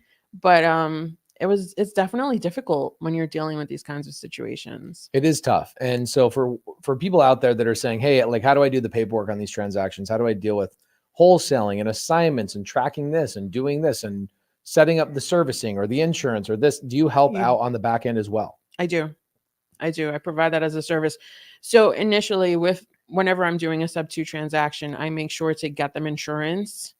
So I'll work with them to make sure that they have a good insurance policy, because I can't tell you how many people have actually closed on these deals and don't even get insurance. And I'm like, you're really setting yourself up for a problem there. It's crazy, guys. Just honestly, most people in the community are just using SubToInsurance.com, and they'll go through Lucas is the main rep that understands how to do these transactions. But it is amazing that people are not even thinking about it until it's like, oh crap, I should have done this. Yeah. I had one, she bought a house in Pensacola and we had, what was the Helene coming through, and she's like, I don't have insurance. And I was like, I don't know what to tell you right now, because they're not writing any new policies because we have a hurricane coming up. Oh yeah. The insurance company's like, yeah, let's get right on that right now. Oh my word. Okay. So future for you, you are doing $40,000 to $60,000 a month. It took you about 1.5 years to build that up. Yeah. You obviously you're in the community, so you're getting most of those files from the community originally, and then you start building a reputation. So people in the community go, I know All Day Ella Ray. She's a badass. Like, she has a good reputation. Referrals start flying all over. Okay, great. But you're going to be limited at some point. You're not going to be able to go and make $100,000 a month all by yourself. So what's the future of All Day Ella Ray look like? So I've started building up a team. I'm taking it slowly because I have a certain standard that I want to live up to. Is it like everybody has to have curly hair? Like what's the standard? No, what's the standard? They're actually all guys, really. What? Yeah, it's funny. You're lying. No. Okay. No. The reason why I say this is because everybody on my team is a female, because I find that men have zero attention to detail. No, they're actually pretty good. They're very good problem solvers. They're super ambitious. They're there every day. They show up and they do the thing. And that's most important to me. Okay. So do you feel like you can ramp up the files that are coming in now? Yes. Okay. And I know because you're in our community, you are primarily doing creative finance transactions. How can I get you to open up all your files at Creative Title? Like, what do I got to do? I have to be able to work the file. Which means that I think, as a TC, I think if we were to open a file at Creative Title, if I could work on the file. Yeah, no, you can work on the file. Oh, then I'll do it every day, all day. All Molly wants to do is be there to verify and make sure that the title company and the people that are there are following the right process and answering your questions properly. Okay. Because we have new people at the title company that are just still getting trained. Got it. So what she didn't want is for people to go through, do the normal thing and be the TC. We definitely do not want to be the TC. We want to make sure that the TC is being provided proper answers. Got it. From newer employees in a company that we just started. I will bring all my files to Creative. Okay, here's I'm going to tell you right now. If you bring your files to Creative Title, I will make sure that I figure out how to pay you money back in a marketing expense because I can't legally pay you a fee for referral. Sure. But as you open up those files at our title company, I'll figure out how to do marketing expenses or do whatever it is to earn your business. Yeah, definitely. Okay. So you want to get to 100 grand. What do we got to do to get you to 100,000 bucks? Is it hiring more people because you already have the files? What is it? At some point I'm going to need to hire more people, but I think right now it's going to be getting more files. Okay, so guys, again, Elaine at Breeze Bay Holdings. Yes. .com. That's where you guys go and hire her. You can do all transactions. By the way, what is the hardest type of transaction to do TC to work for? Is it a cash transaction or a SubTo transaction? It's actually cash. Isn't that crazy? I don't know why. It's always more challenging. And here's why. Is. I find on a cash transaction, there are 7 more people involved. You've got lenders, you've got underwriters, you got processors, you got this, you got the appraisal, you got the second appraisal, you got all these things. Sometimes you even need a survey. Yeah. Sometimes you need a survey. And guess what you don't need in a SubTo transaction? Any of that. So when people are like, oh my gosh, how do you do a SubTo deal? I'm like, it's twice as easy as a cash transaction. What about Morby methods? Have you done many Morby methods? I have not.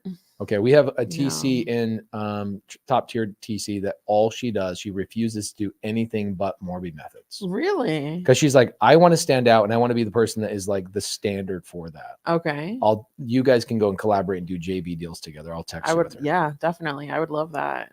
The way to get a hold of that girl is Elaine at breezebayholdings.com. Is that correct? That's right. With 2 L's. 2 L's. Okay. 2 L's. All right. You're trying to get to 100 grand. You can work from home. You can travel around the country. You can do anything you want to do. Are you happy with being a top tier TC? I love it. Okay. Honestly. Are you going to be a top tier TC in 10 years from now? Or are you going, all right, I got to get some multifamily stuff. I got to get some co-living stuff. I got to get some assets. So at some point I don't have to work as frequently. Like, what are you looking for? Ultimately, I am looking to get into like RV parks and co-living.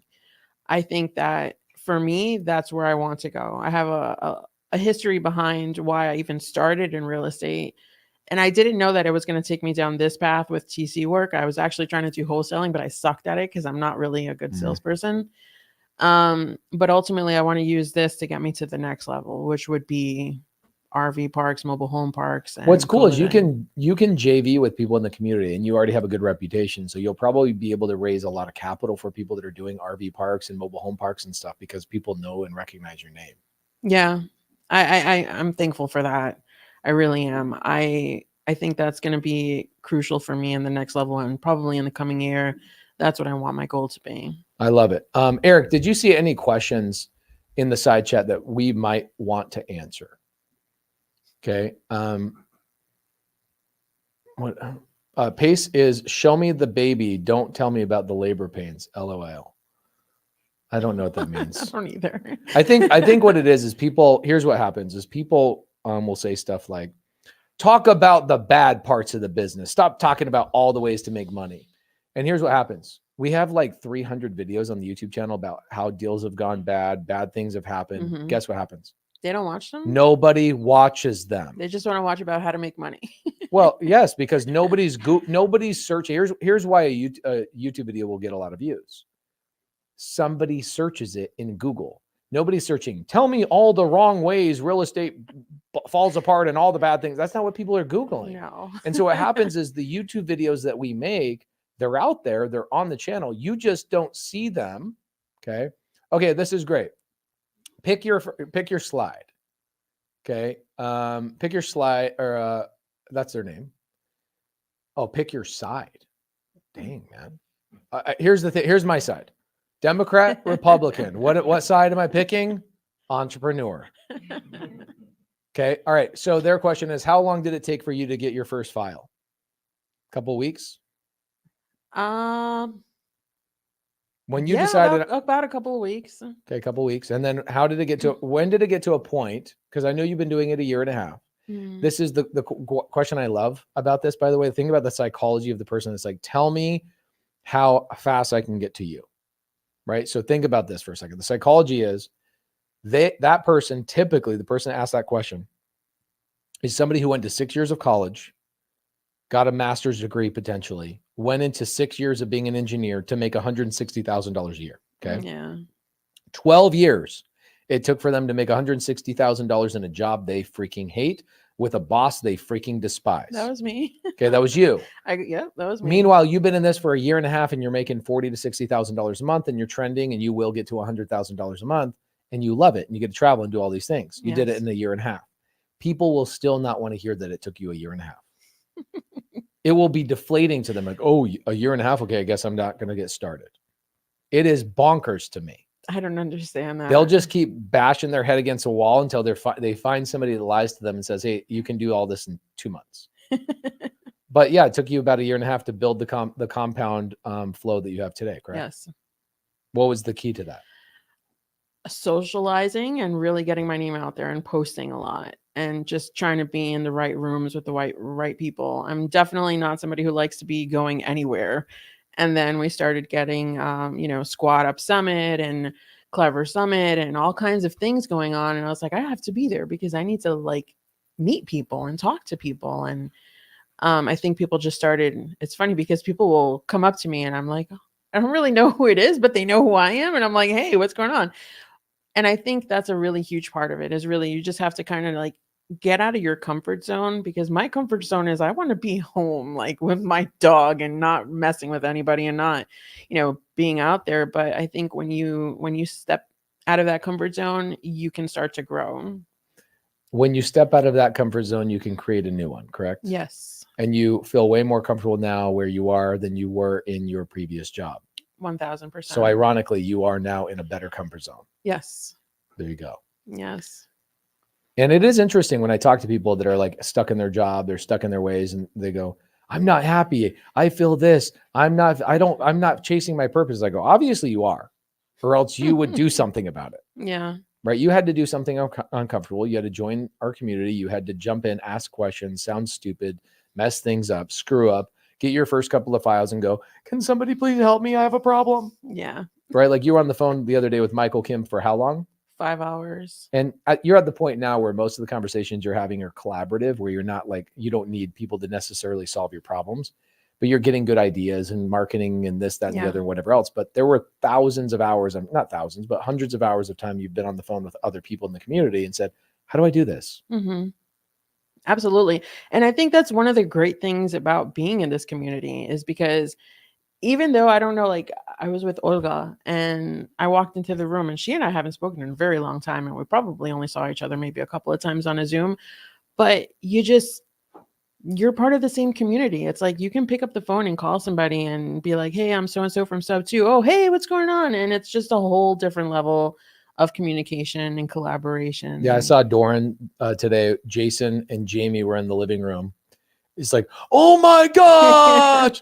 It's like, this is the coolest thing. You get to hang out with your friends and make money. It's like, I feel like I need somebody to pinch me every day and go, dude, just so you know, you're not dreaming. Well, you did this. This is all you. I think we did this, right? Like think about other people in this room, just super bad. Like Andrew McGuire. I've done deals with Andrew McGuire. He's sold them to Eric. Eric has sold them to me. Andrew McGuire leads a Zoom on Saturday mornings about expired listings and helps. That's right. Yes. I've been on those Zooms like you got legendary yeah. people in this community that are all helping lift it up. And so when people say, you built this, I go, no, I had the dream, I had the hope, and I was really lucky to attract some really cool people. And then we all get to build it together. So when people go travel around in Philadelphia, they're like, Doran, I'm coming to your hotel. And he's got a $30 million hotel he just built. I've seen it, which is beautiful, by the way. It does. You've only seen it in photos? In photos. Just like Montana. Do photos do it justice? No. No. No, not at all. When I went to his hotel in Philadelphia, I'm just like, did we just become best friends? Yeah. What would be the first absolute thing to do? So Sarah is probably in a situation. She's like, I need to make money. What's the first thing you got to do? I think you have to educate yourself. If you wanted to do this line of work, you definitely have to educate yourself in creative finance. Can I challenge you on that? Oh, sure. You can. Yeah. I'm going to challenge you on it. Sure. I think, okay, your answer is, I think they need to educate themselves in creative finance. I think they need to join a team inside the community. Or that. Yeah. Like, let's say I join the community. I literally go, screw all the training. And I go over to you, Ella, and I go, Ella, I want to join your team. I'll do the first couple of transactions for free. I'll work your email inbox. I'll do whatever. And I will then start educating myself in the trainings, but I want to join your team. Wouldn't that be a better path? Sure. It would be. It definitely would be. Okay. So guys, I'm telling Yeah, you, no, it would be. we went and did paintball today. It was so paintball. interesting. Everybody in the live audience, we went and did paintball today. And there was 15 minutes of training of like how to paintball and protection and goggles and the gun and trigger, all the things. 15 minutes. It was wasted, right, guys? Literally wasted time, because the second Olga actually was the first person that said this to me. She's on the field. Mm-hmm. It was after the first game. Blue team won, by the way. So she comes up to me and she goes, "Oh my gosh, this is nothing like the training." That's so true. And she's like, "My heart is pumping. Oh my gosh." I go, "It's kind of like real estate. Yeah. The training is so different. Like oh, that's what they meant. True. That's what it was. The training is really there to get you comfortable to take action. And the best thing to do is just hold somebody else's hand inside of our community. I mean, there's so many people that I've asked questions in the community, and I watch everybody else asking each other questions in the community. We're just rubbing off all the rough edges off of each other and just, it's iron sharpens iron. Sure, yeah. And I would say the best thing to do is collaborate with somebody. Yeah. So Sarah says, "Hey, can I join your team, Ella?" Now, Sarah, she doesn't know. Sarah, we don't know who you are. I've never met you, but here's what I would say. Okay. I would say join the community, simultaneously watch the training, get part of the culture of the community, and then go to either ask Ella or somebody else, "Hey, can I join your team? Can I be on your team?" Sure. That's probably the best way to learn That for is, most people. yeah, right? hands-on, yeah, for sure. Hands-on. Mm-hmm. Cool. Any other questions before we wrap up? Got a lot of questions, actually.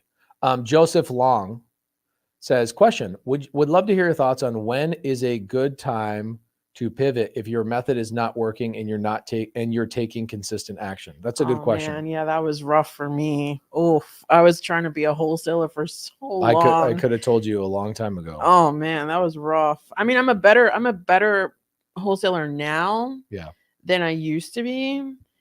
But I think you're also dispoing deals, not going and acquiring deals. Well, I have agents coming to me now, like agents that I've TC'd. But still, you don't have to wake up in the morning and go, "I need to generate a lead." No, I don't. Right. So there's a different, it's a personality mechanism, right? So for you, you've built your reputation, which is amazing and challenging in and of itself, and you're well deserving of those deals. Thank you. But there's a personality type like me. I wake up in the morning and I don't think about referrals or paperwork or organization. I know it needs to be done, so I hire an LRA.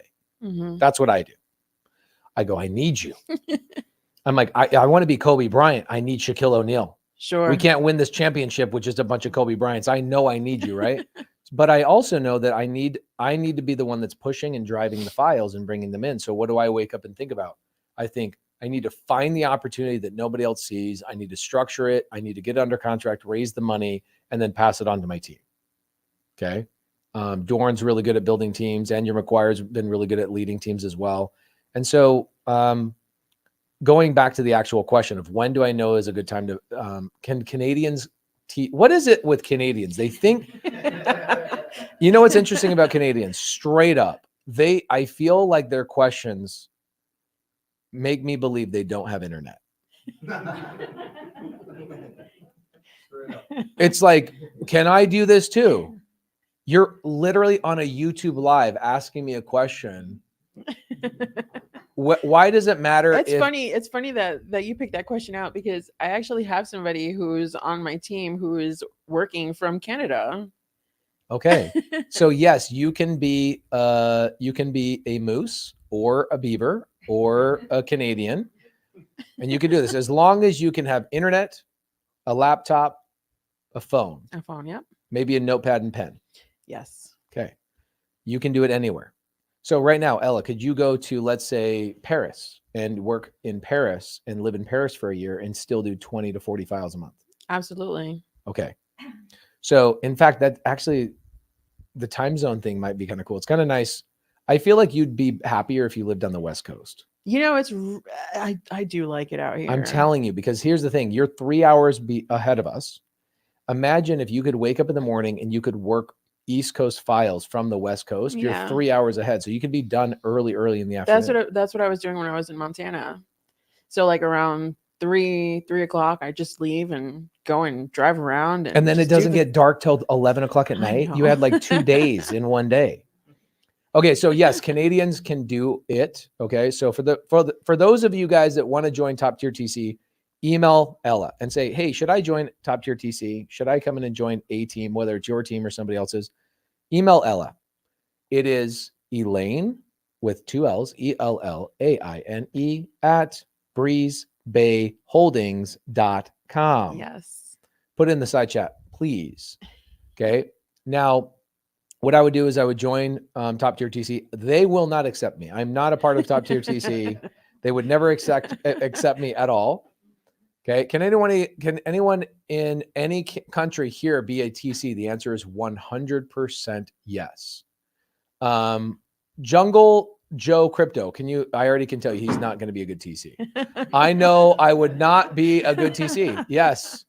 I know I would not want to be a TC. Perfect. I don't want to be a TC either. Who in here does not want to be TC? Who in here appreciates Ella Ray? Let's put it up all together for this amazing woman. Okay. Thank you so much, Ella. Guys, if you Instagram. Underscore the real Ella Ray. Underscore the real who's another Ella Ray that we had to do? I know. You'd be surprised. Yeah, I know. We need you making more money so we can go and buy that Instagram from somebody. Guys, please reach out to Elaine at breezebayholdings.com. That's her email. If you guys want to join Top Tier TC, ask her. If you guys want to hire her for wholesale, SubTo, seller finance transactions, lease options, whatever it is, this girl can do that. And I got you on record to say that you're going to open up files at Creative Title. Yes. You are. I will. Okay. Work out an agreement with me. Text me. Okay. Okay. When you get an iPhone, text me. That's going to be the first thing I do. Here's what I'll do. Go open up 10 files at Creative Title. Okay. And I will buy you the nicest iPhone on the planet. Let's go. All right. Okay. Guys, give it up for Ella Ray.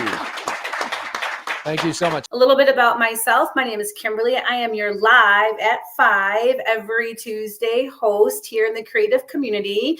I have 2 sides. On my real estate side, I close, connect, consult, collaborate, and capital raise. On my entrepreneur side, I'm a nursepreneur. I'm a nurse by trade. I'm also a podcast host, a keynote speaker, a CPR instructor, a coach, an author, and I have a ministry here in Southwest Michigan. And I have the amazing privilege to interview Miss B. And I brought my favorite cup, Be Unique, for her. So welcome, B. Thank you. So I read a little bit about your backstory. So cannot wait to dive into what you're doing in the TC world and all that good stuff. So welcome.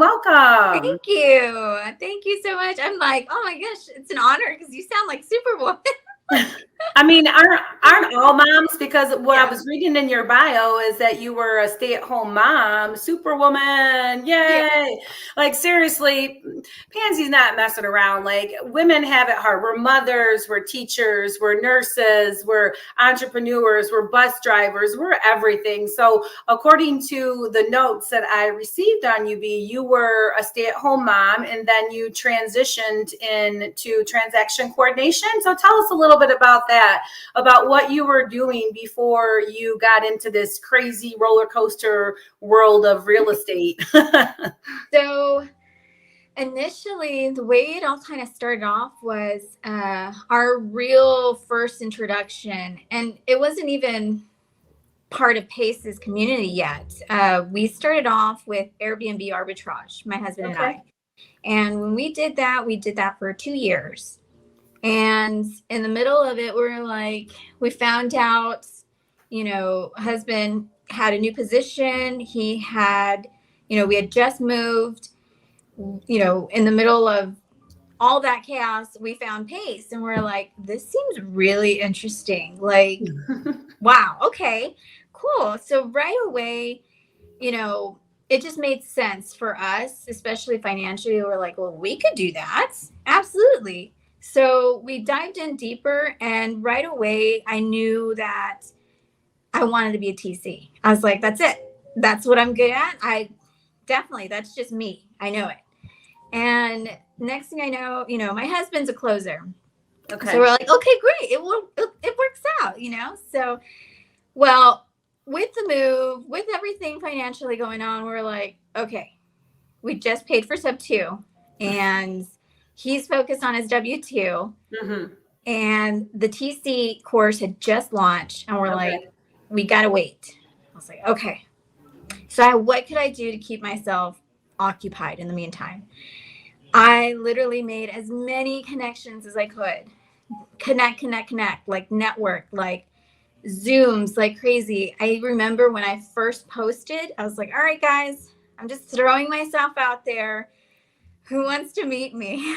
And so as soon as I did that, I mean, 9 people within 15 minutes were like, boom, boom, boom, booking calls. And I was like, oh my gosh, maybe I should like let them know, like I'm probably give them a cap or something, because I was so new to it. Like I was like, okay.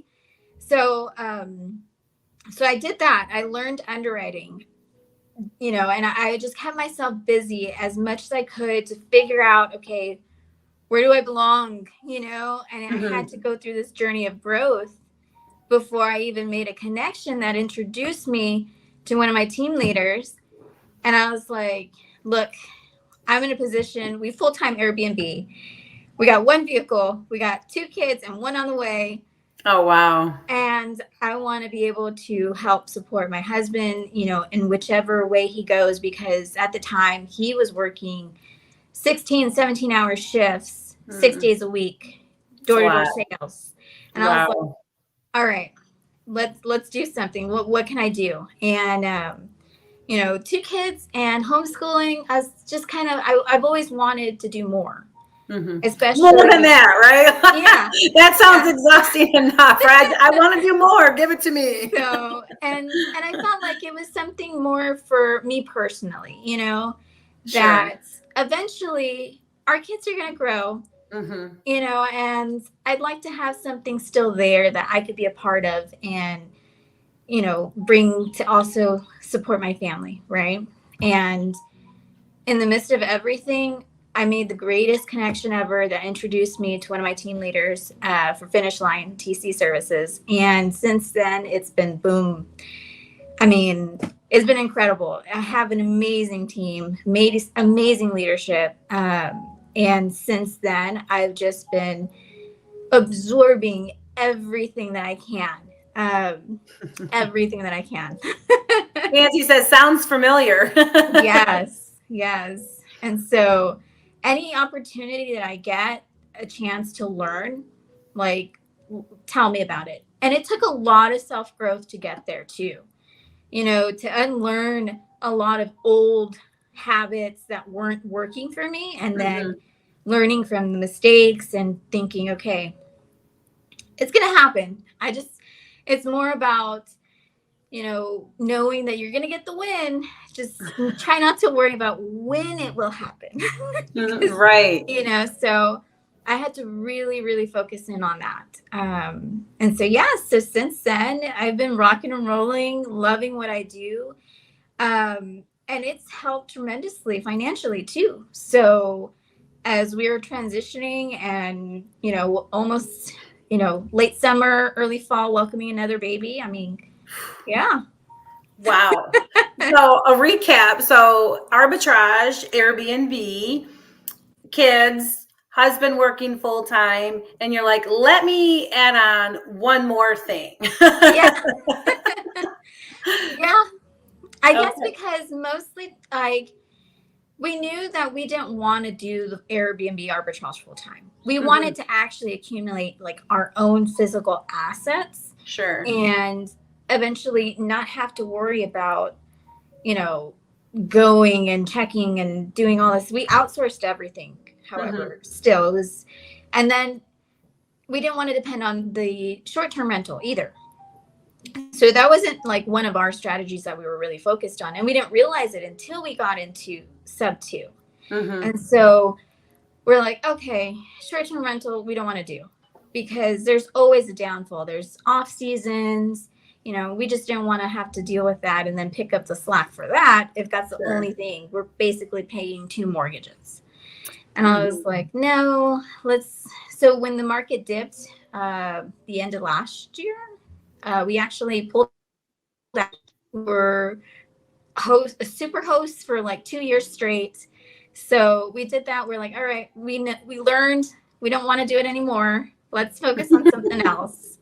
So yeah, so it's been, you know, we've kind of picked up some things, let go of some things, learned things along the way, and kind of figured out what fit us and what doesn't. So that's awesome. And oftentimes that is what the entry is like into this field. There's ups and downs and all around, and you don't know what you don't know until you're actually in the thick of it. Like arbitrage can be very beneficial, and you can learn a lot of different skill sets and about generalized business. But if you're a buy and hold, if you want to create, you know, generational wealth, well, then the exit strategies are different and whatnot. And we have someone chiming in. B's a super woman and a heck of a TC. That's awesome. That's my husband. Oh, yay. I didn't even recognize the last name. Awesome. Well, I would agree. Just hearing what you guys have pulled off is nothing short of amazing. And you mentioned a leader that you first were introduced to. So do you want to give a shout out to the leader's name? Because when you talked about that leader, you lit up. I saw your skin change, and I'm a nurse by trade, so I'm always like assessing. So did you want to give a shout out to that person? Of course, Jennifer Cortez. She's amazing. Okay.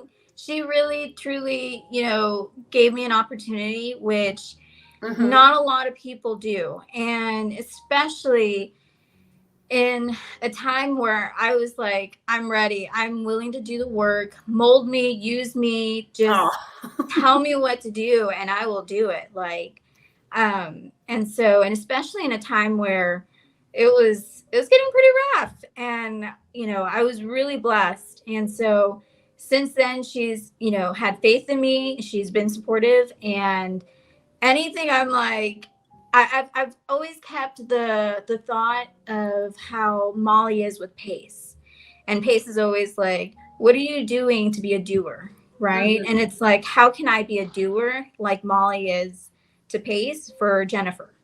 So, and the rest of the team, you know, so. That's awesome. Everyone needs a Molly in their life. I just was talking to her in the bathroom at the Golden Ticket event. I compare everything with nursing. It seems like, because I've been a nurse for so long, and I'm like, man, like the TCs are like the nurse's aide of the industry. And actually a lot of people don't know this about me, but my LLC is top tier certified for TC work. And so I don't actively use it as a business, but I wanted to learn as an investor so I could make things go more smooth through files. And I have TC to file from beginning to end. And I'm like, yeah, no gracias. Don't want anything. Like, I'll talk to attorneys and escrow processors and do emails all day long, but you put the nitty gritty stuff, like, no, right? And a lot of people have to argue their words sometimes. And you guys, I feel like, you know, just get so much of the brunt of anything that happens in the transaction, kind of like a nurse, right? So it's amazing that you felt that love within the community. And I love Finish Line. I had a file that kind of got dropped in my lap in January, just came in and just hooked a sister up and helped me through it. So shout out to the Cortezes and to Finish Line. Keep up the great work in the community. Your name is, you know, out there and well known for your great work. And so that's awesome that you felt supported. So with that support and meeting leaders in the industry and trying to tie in and being a Molly to your husband and your kids and all moves and your pregnancy and all this stuff, how did you actually find this deal? Like, so did they bring the deal to you? Did someone reach out to you? Because you were saying that your inbox was blowing up. So was it someone that sought you out, or then Jennifer's like, here, I have this file, let's see how you do? Yeah, pretty much. So Jennifer, you know, we did an internship. So I did an internship for about a month and a half. And, you know, just to kind of find my bearings, see, you know, how well it's going to be at the end, you know, whether if this is for me or not. And of course I took to it. I was like, yeah, let's do it. And this, deal was brought. We kind of went over it and I was like, okay. And a lot of it, I also had to do a lot of, almost like detective work, critical thinking and figuring out, okay, well, this is here. Okay. I also need to figure out what's going on with it and why no one's talking about it. So I got to bring things up and I don't mind. I'm that person. I'm very sincere. I'm honest and very kind with my words. So, I'm just like, hey guys, we need this. Like keeping people accountable. And that was just my thing. So I was like, great, let's do it. And so the whole step, she helped guide me through it and made sure, all right, communication was huge too. I already kind of had that experience with communicating, especially professionally and through email and phones, all of that. So back then, before I was a stay-at-home mom, so I still carried that experience. And so that really helped me put to use, my skills. And she walked me through it. And I mean, little by little, I was like, oh, okay, I got this. I understand this works with this. And, okay. And then learning too how, one creative deal is not just one creative deal.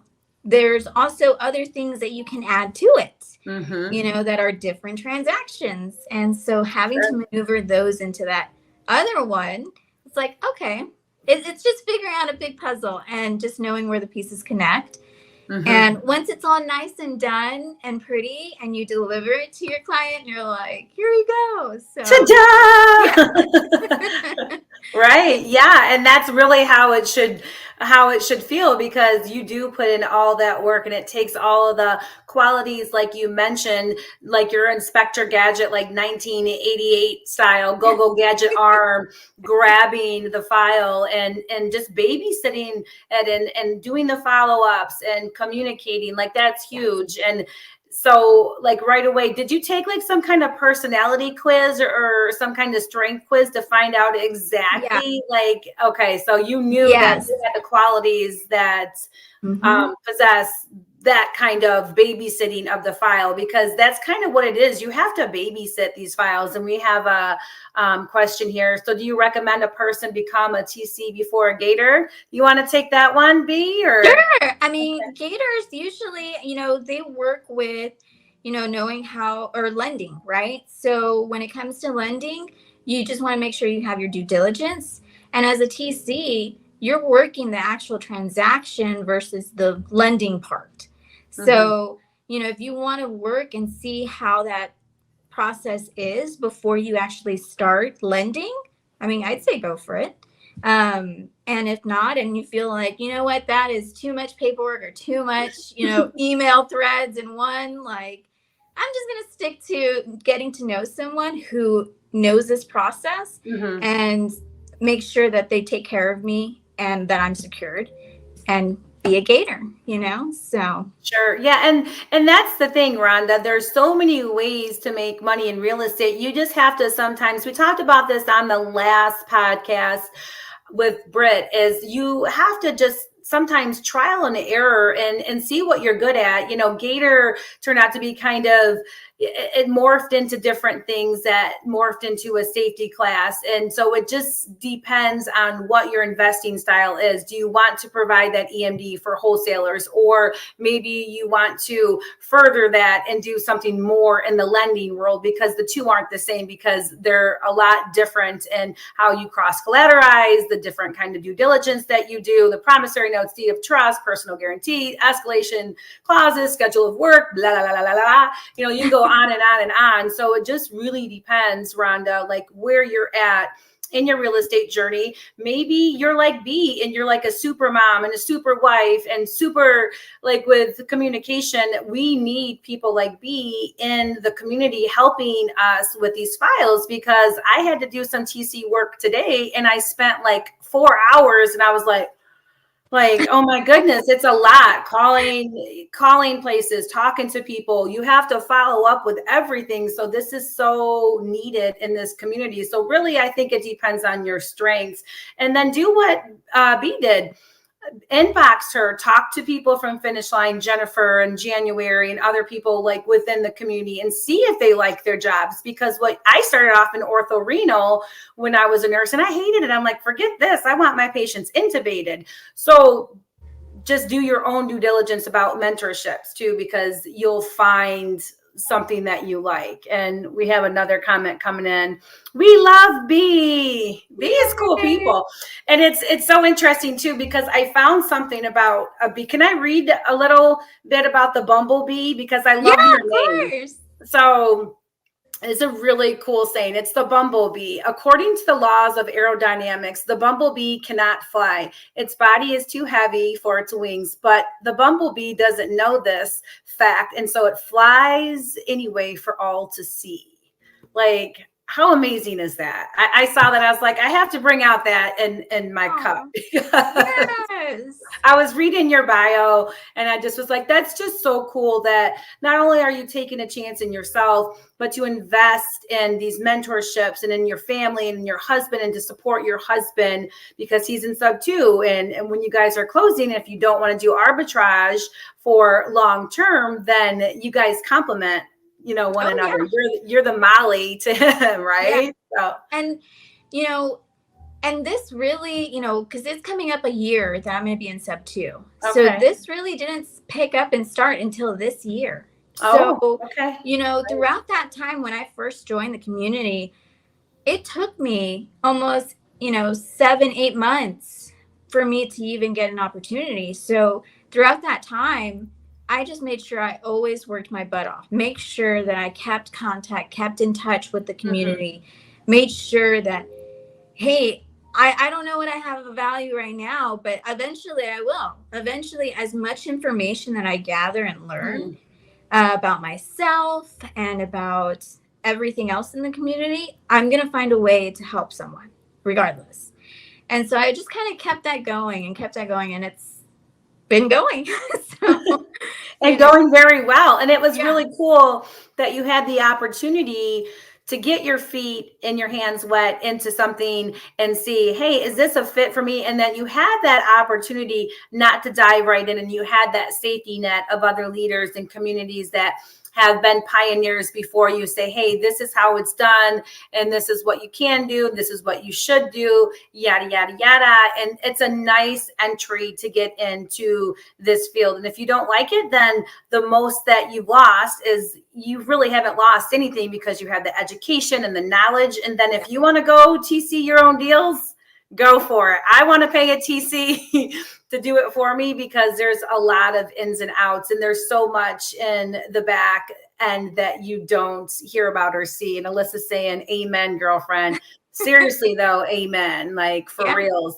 And so you had this opportunity to TC a case. So what kind of file was it? Was it a SubTo, Novation? Like, it was a SubTo. Okay. And so usually we want to keep the simple ones, start off with the more simpler ones, right? They're not all simple. SubTo is so simple, right? Yeah. So we just want to make sure that we start off with the smaller ones, should I say, less intricate, So it's a subject to. And the great thing about being on a team is that you have others working it with you too. So if there's, not just SubTo, like this deal, there was also an EMD and also a PML, so those are two other different transactions going on. And so with that, we're able to collaborate and work together and help each other through that transaction. So there was a SubTo, first SubTo for the client as well. And so for me, it was like, okay, I want to make sure, this client has everything he needs. I want it to be the best SubTo experience, ever. And especially for me, because it also carries more of, an expectation for myself, like, hey, this is how it's going to be. And I want it to be great. And not just for this person, but carrying it on that way all the way through, for as many SubTo transactions as I do. And so, SubTo, and there was a tenant in the location. And so, you know, keeping everyone accountable, I'm like reaching out. I'm like, hey guys, you know, sometimes the wholesalers and buyers kind of communicate on their end and we don't get to know everything. And so I have to reach out and be like, hey, so did y'all come to an agreement, you know, especially about these tenants? And they're like, yes. And so with that, I was like, okay, great. Make any amendments that I need to do or addendums. And then, and so from there, you know, we also review the HUDs and we make sure that, okay, there's a security deposit. Where is it? Right. Well, funny thing. So with the SubTo, you know, us TCs, something that attorneys and title companies aren't going to do is go and get information, especially for buyers, right? So that are needed from the tenants. You know, they need tenant information. And so making sure that the security deposit is, you know, transferred to them. And so with the seller was like, well, I can't bring anything to the, you know, to closing. I have a property management holding that security deposit. And we're like, okay, great. So he told title. Title's like, yep, cash, you know, seller's not bringing anything to closing. We're like, okay. I call the property management company and property management's like, well, the seller actually told us to release the security deposit to him. And I was like, what? Like, no, that actually needs to get transferred to our new buyer now. And they're like, okay. And so I had to go and create this whole email, including everyone, making sure everyone was there. I was like, all right, guys, there's a security deposit. I need it to be addressed to the buyer. Let's figure this out. And sure enough, because of that, you know, the seller was like, okay, you know, property management keeps it, buyer gets to work with the property management and all else, you know, as well. So I'm like, okay, good. We got that settled. But little things like that, a lot of times the title company is not going to do for you. Right. You know, they're not going to, you know, make sure that you have all your funds there. Because even as TCs, we're reviewing HUDs. And just recently, even on this other deal, you know, they counted a second lien twice. So I was like, oh, no. That's a problem. You know, hey, you know, you need to correct this. And so we look out for those things. And so we just want to make sure that they're secured. And we do this because it brings us joy to know that, hey, we can do this for y'all. We want to make sure that they're protected, they're taken care of, and they're set up for success. So, and you've done that so very well. I mean, there are so many moving pieces to these files. You don't realize how many moving pieces there are until you have to do them yourself. And you're like, yeah, I think I'll hire that out. So we have a question here from Devin. Do you think agent outreach is the best way to start wholesaling as a new investor? You want to take that one? Sure. So agent outreach is really, do you connect and do you have enough knowledge to connect with the agents? You know, sometimes people find themselves, they more personable with the sellers. And so it's just kind of finding your niche. And if you do, I always suggest connect with people who are direct to agent, who are DTAs, who are knowledgeable. And because a lot of times agents themselves who aren't as experienced in creative finance, they're always looking for that tag too, to say realtor. And, you know, of yourself. And so if you don't kind of bring that, they're just kind of iffy about it, you know, they're like, nah. And so you just want to make sure that you have someone there also to help you through it. And then it's something that you feel comfortable with talking to them. Find your niche when talking to them. Like find a certain groove that you know how to talk to them if you do. Right. And provide value back and be educated before going into it. So you can explain what wholesaling is. Have your gator ready so you can get that money in for the EMD. Have a buyer's list. Like have all the T's crossed and the I's dotted before you have these conversations. Like, yes, I have a buyer's list. Yes, I have money to get into secure, blah, blah, blah. Like when you come in with intention and integrity and you lead with value, people are always willing to listen because realtors oftentimes they're not investors, and a realtor and an investor, they're two different. You can't, it's like comparing apples with oranges.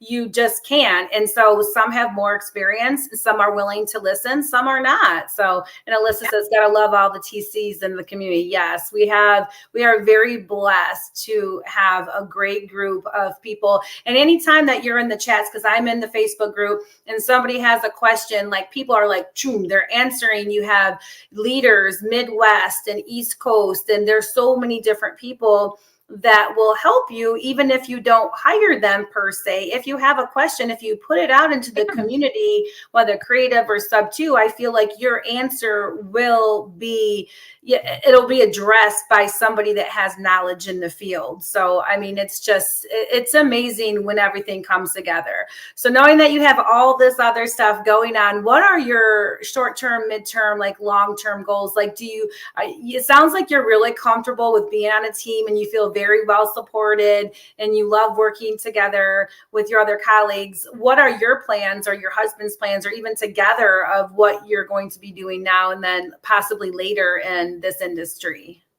So as of now, kind of going into also personal too, because it's kind of wrapped all into one right now.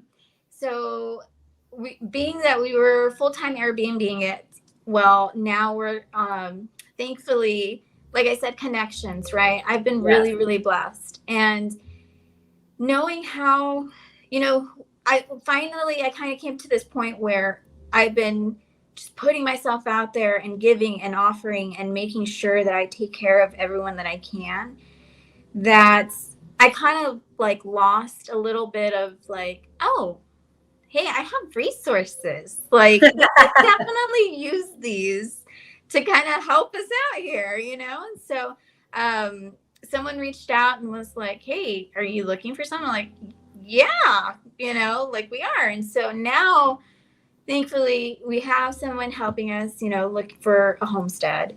And, we'll be doing that. So kind of step by step, I love being on a team.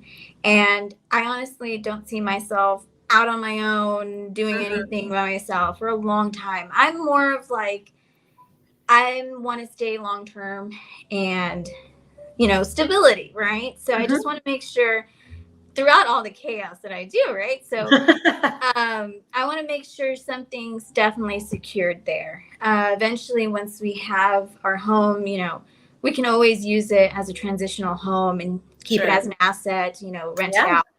And so building our assets, right? Eventually, multifamily is up there. We would like to be a part of that. In fact, we are part of the SubTo fund, so we managed to get part of that. So I was like, yay! And thankfully, we've been able to just continuously grow and be part of what we can when we can. We understand our limits too. Like, hey, we just can't. We got to wait. That's important. It's okay. Yeah. And yes. No, you're speaking to a girl after my own heart, because a lot of people don't understand this, where they just want to acquire. And then sometimes if you don't have systems and operations, it can get very messy and very tricky very easily. And then when there's other people involved, and especially people in SubTo, where the seller is trusting you with this precious gift that he's or she's giving, like it has to be taken serious. And if you have too many fires burning, you only have so many fires extinguishers or so many TCs or so many resources and tools before it gets out of control. So that's amazing emotional intelligence that you just displayed there. Is like, I just want to progress. And we have another question. As a beginner, who do I reach out to once I get a yes from an agent or a seller and we sign? I mean, you can hit us up, Carlos. And that's what these are about, is highlighting the people in the community like B and all the other awesome folks that I get a chance to interview, hit us up on social and in our inbox and ask questions in the free creative space. There's so much on YouTube and all the different channels. And again, there's so much out there that's free. So I love that answer. That just like makes me so happy that you're that. Thank you. It took a lot of time. It took a lot of pain, moments of pain of like, why don't like self-building, you know, just letting things go. And yeah, it took a lot and I'm still doing it.